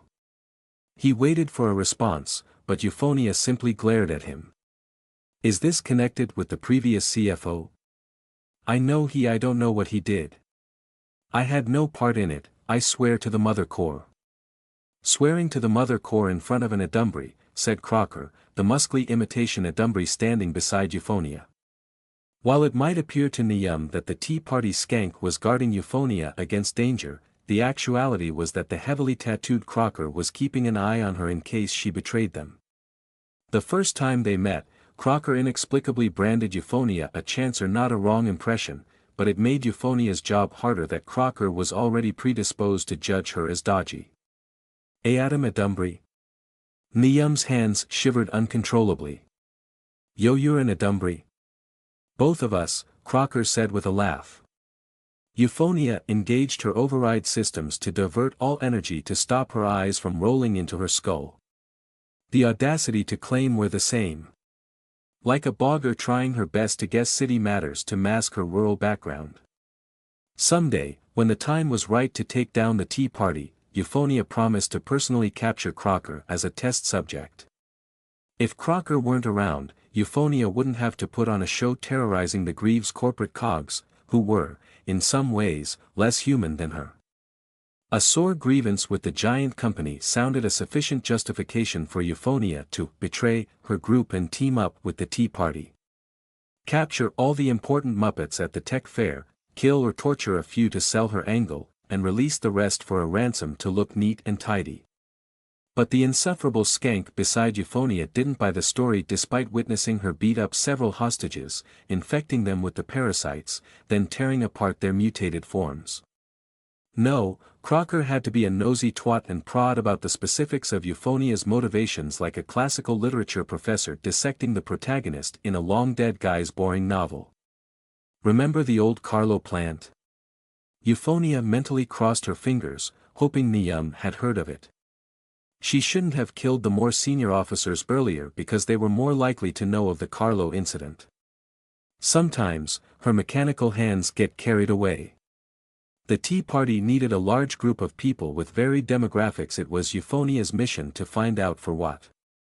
Euphonia and Legba came to them, offering their services and ready with a plan to attack the tech fair. Too convenient, she could scarcely blame Crocker for being suspicious. Euphonia chose the tech fair because it'd fit the plans of the Tea Party, and she'd have control of the situation if she picked the target in advance. But she had to come up with a reason why the event instead of the Greaves head office or some other important place if she truly had a beef with them. Her explanation was that several of the displayed items were derived from her works, and she wanted to teach Greaves a lesson not to continue using data from her files. If the Tea Party knew about her works, they'd detect this blatant lie. She wasn't an unevolved slug to come up with children's toys like those at the tech fair, touting them as technological advancements. That alone was too shallow of a motivation. March Hare believed her. Black Spade, the pompous tool leading the operation, also believed her. And so did other Tea Party executives. Crocker didn't. And now, Euphonia was squeezing anything she could from the hostages to stitch together a believable backstory, like rushing to finish a forgotten homework just as the teacher was collecting it. Carlo Plant. Niam's forehead wrinkled, doubtless racking his brain of anyone who'd have a grudge against him in Ireland. Euphonia said, 8 years ago, the plant. You mean that explosion? He grasped his hands tighter, his eyes growing fearful. He quickly rattled sentences, almost blending them in his haste. I was a rank-and-file employee then. No knowledge of anything worthwhile, that was all above my clearance. The controls and there was a breach, and the police, I told them everything. I was just following orders. Please don't eat me. Please. It was the fault of the plant director. Everything was his fault. Are you one of the victims? I lost friends there too, many friends like. Euphonia slammed one of her metal fists on the table. She was mildly surprised they captured someone who knew about Carlo in addition to her friend. Can't even remember the names of those who died. Some friend you are. She also couldn't remember anyone from that time. It's so long ago. I was new back then. Just migrated to Ireland. Didn't know anyone, that's why I can't give you names. You can check my records. Believe me, I had zero part in that explosion. I believe you, Euphonia replied in her head. Because the explosion was all on me. She did have a past with Greaves that led to hearing the voice and accepting its invitation, though it wasn't the Carlo plant incident that was several months after she decided not to be human anymore. She engineered the explosion to cover evidence that she was using Greaves' facilities to experiment on her powers. Would you look at that, Crocker said. Someone with a connection to your story. The previous two they had interrogated didn't give Euphonia enough material for her ruse. Each of your organs is going in separate containers with no labels, Euphonia thought as she met Crocker's gaze. Backing down would raise suspicion. I'll turn each of your tasteless tattoos into wallets I'll give to the other at Dumbry. Except for Penemew, he didn't have any use for a wallet. Destroying this entire place would be cathartic. None of these off-brand copies could hold a candle to her biomechanical creations, should she choose to unleash them. Legba could open the door to the zoo and give Crocker a view of hell on earth that was if the slag survived long enough to process what was happening. But it wasn't the time for that. If this place were destroyed, they'd have nothing to go on about the actual plans of the supplier. Nothing to give their Corbring patron. Euphonia didn't know what to call him to keep them hidden from the hive. Headley Cow and the others might be doing this for moral reasons, but Euphonia only wanted to stay alive to continue her projects. Legba? She didn't know what that bizarre grouch wanted. Luckily, he went along with her plan, no one else did. No part in the explosion?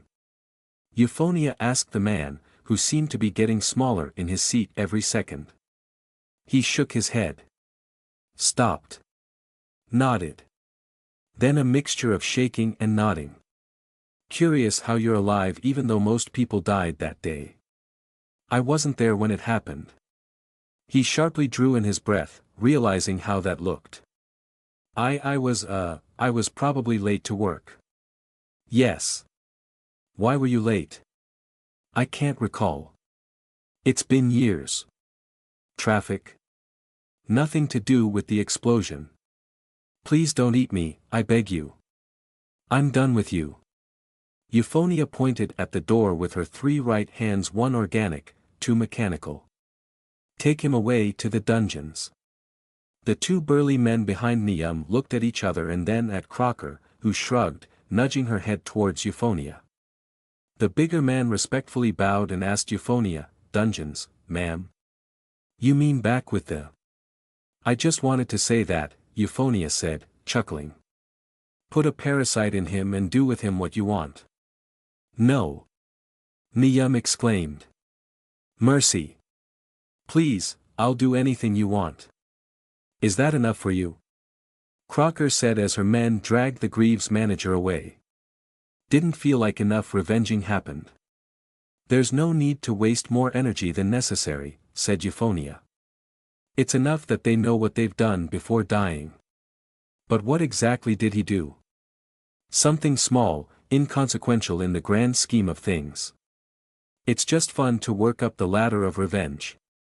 Is that so? I can't believe you betrayed your friends for this.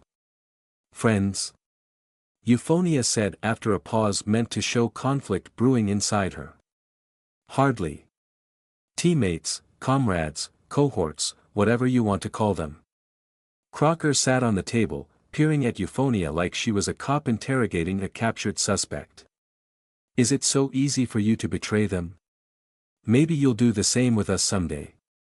Betrayed? No, I'd view it as going our separate ways. The voices of Headley Cow, Penemu, Culpa, and the other goody two-shoes in their group with their holier-than-thou attitudes rung in her ears. Those supposed good guys, each with a way higher body count than her, dared lecture her on the morality of her plan. Morality wasn't even the question. They were a Dumbry. In the end, it boiled down to a disagreement on how many innocent lives they were comfortable with as collateral damage. For Euphonia, a few hundred was very low, considering they haven't made any progress in finding out the supplier's ultimate goal. Yes, they had stopped many of his operations all over the country. But they were no closer to finding out what they were trying to stop. A few hundred for the greater good. Satori and the rest agreed, shouting down Penemu and the others. Seems so abrupt, changing sides, Crocker said. Are you trying to gauge in a Dumbry's thinking? Euphonia replied. Crocker's nose flared at the insinuation that she wasn't a Dumbry enough. One moment you're fighting the supplier, the next you're helping us with our plans. Is this a trick to ask them what their plans were? No, not helping you. Euphonia poked at Crocker's chest with a metal finger. You guys are helping me. It just so happens that our plans overlap in places. I'm on my side, always been that way from the beginning. Okay then. Crocker nodded. That answer seemed to satisfy her somewhat. Anyone else you want us to fetch for you? Call in that woman, Euphonia said. I'm ready to talk with her. Your friend from when you were still human? Euphonia nodded. Crocker waved at the remaining guard. Go fetch the one with bleached white hair. As the man closed the door, Crocker jumped off the table. Is she also connected to how you became an Adumbry? Yes. Euphonia slowly nodded, letting her erratic mood drop into something more somber. No, was the actual answer. Her friend was one of the reasons she staved off the voice for so long. That may sound like a good thing, but it wasn't. Euphonia would have preferred if she had become an Adumbri much earlier. I'm interested in how someone becomes a true Adumbri. Would it be possible for me? Why would you want that? Crocker shrugged. More power. For what? For power's sake. Boring answer. Engage eye-rolling prevention protocol. Not the first time she'd heard that load of unimaginative crap from those wanting to leave their humanity. The handful of true Adumbri she met never mentioned anything close to that motivation for answering the voice. Such a narrow view of the world. Like getting rich for the sake of getting rich? Euphonia said. Yeah, I suppose you could put it that way, Crocker said. But not really. Those billionaire dudes give them $100 million more, and nothing would change their lives. Maybe another yacht to show off to others how rich they are. That's not the case with becoming stronger as a true Adumbri. The change from human to this body, it's amazing. I knew there was something different. Becoming richer. That's an outside thing. Even money's value is external. The internal value of a dollar bill is just that paper a little kid can easily tear. Wealth, political power, and influence are all external. The power of an Adumbri is intrinsic. My value is my strength, no matter what the world says. We got a philosopher on our hands here, people. Euphonia struggled to stop her mechanical hands from sarcastically clapping, something she'd do if Penemew or Headley Cow said something like this. She settled for tapping the floor with her flip-flops. The door opened, and one of the guards from earlier led a tall woman with pure white hair into the room. Here was the reason Euphonia wasn't trying so hard with her lies, someone who could lend some credibility to her fake story. Adumbri were the enemies of the Mother Core, but it appeared that the Mother Core, or some other deity out there, blessed her by sending someone she didn't think she'd ever see again to help her unknowingly. Euphonia's scanner immediately analyzed the newcomer's body, detecting the bionic eyeballs. Her scanners zeroed in on the small implants, breaking down the material components and detecting minute emissions. She always left a signature in her works, which was readily evident here. She replaced her eyes with my work. Euphonia wanted to burst out laughing but managed to keep her composure. Where are the other people? The white-haired woman demanded. I want to see my daughter. Just keep me with her. I have nothing to do with Greaves. Euphonia waved at Crocker. Can you all leave us alone? Some privacy for old friends. Crocker hesitated, grumbling about security. This was just for show. There was a recorder and camera in this room. And remove her cuffs. No need for that. Crocker eventually relented and left with her men. Are you the leader of this Tea Party group? The white-haired woman said. I've been saying this to your men, but I don't know what you want with Greaves. I wasn't supposed to be here. I'm just filling in for someone. Please, I just want to see my daughter. Your daughter who barely cried when she was a baby. She also experimented with insects, didn't she? What? It's been years, but I recall your stories about her. They're just so funny that I sometimes smile when I remember them. Like how she swung her toy drum at another kid's face like a flail mace when he told her he liked her. How did you know about that? I remember you told me you were scared when your daughter just had a blank face when you and your husband scolded her, and that she didn't seem to understand why you were angry. Who are you? Lendina sup.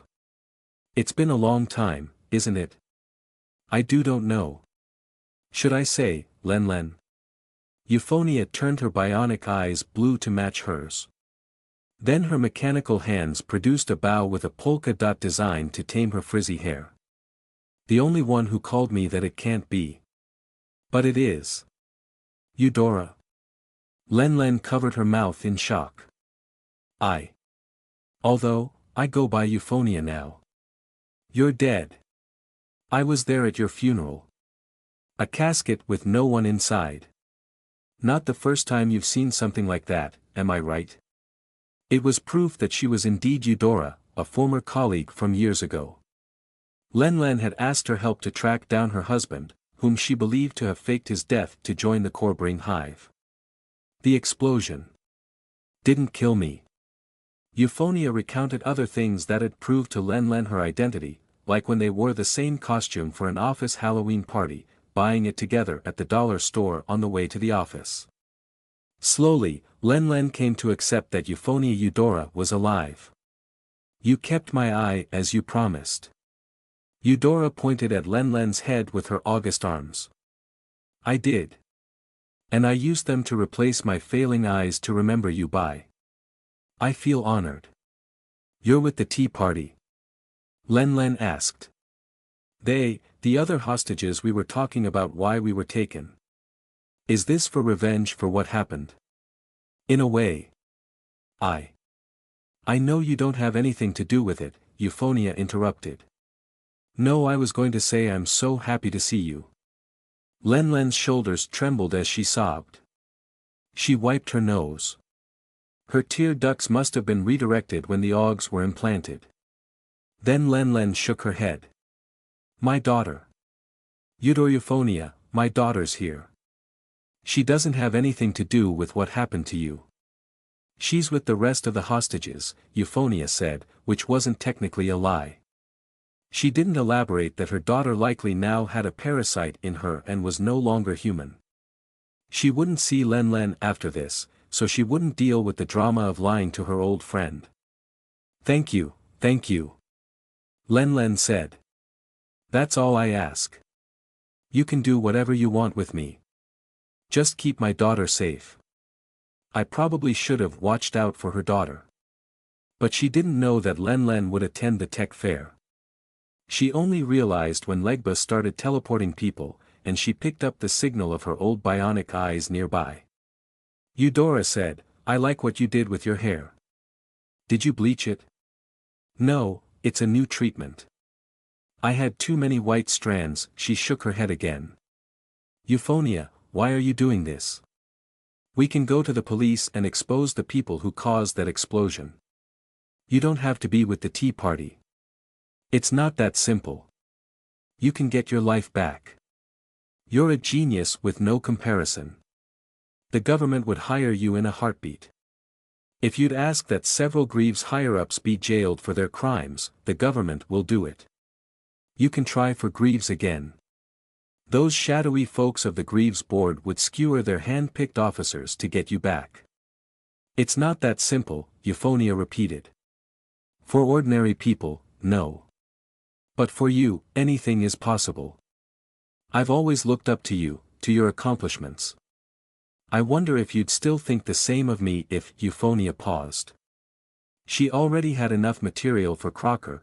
She should send her friend away and help Black Spade continue with the operation to wrap this up.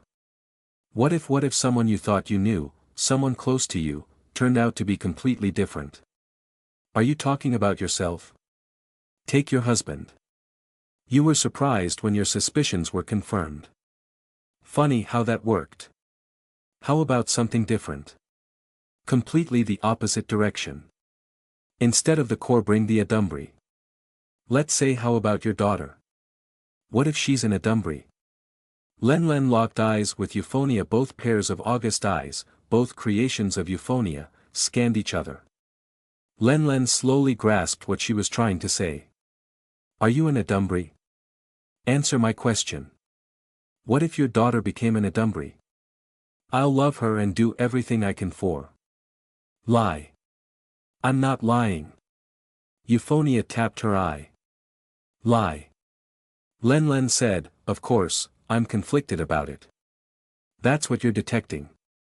But I'll be there for my daughter. And I'll be there for you if you come. I'm not going anywhere. An Adumbri has no place on your side of the fence. Silence fell between them. Just stay put. You'll eventually see your daughter. A lie. Euphonia considered that it might be better if Len wasn't alive. Thank you. Crocker.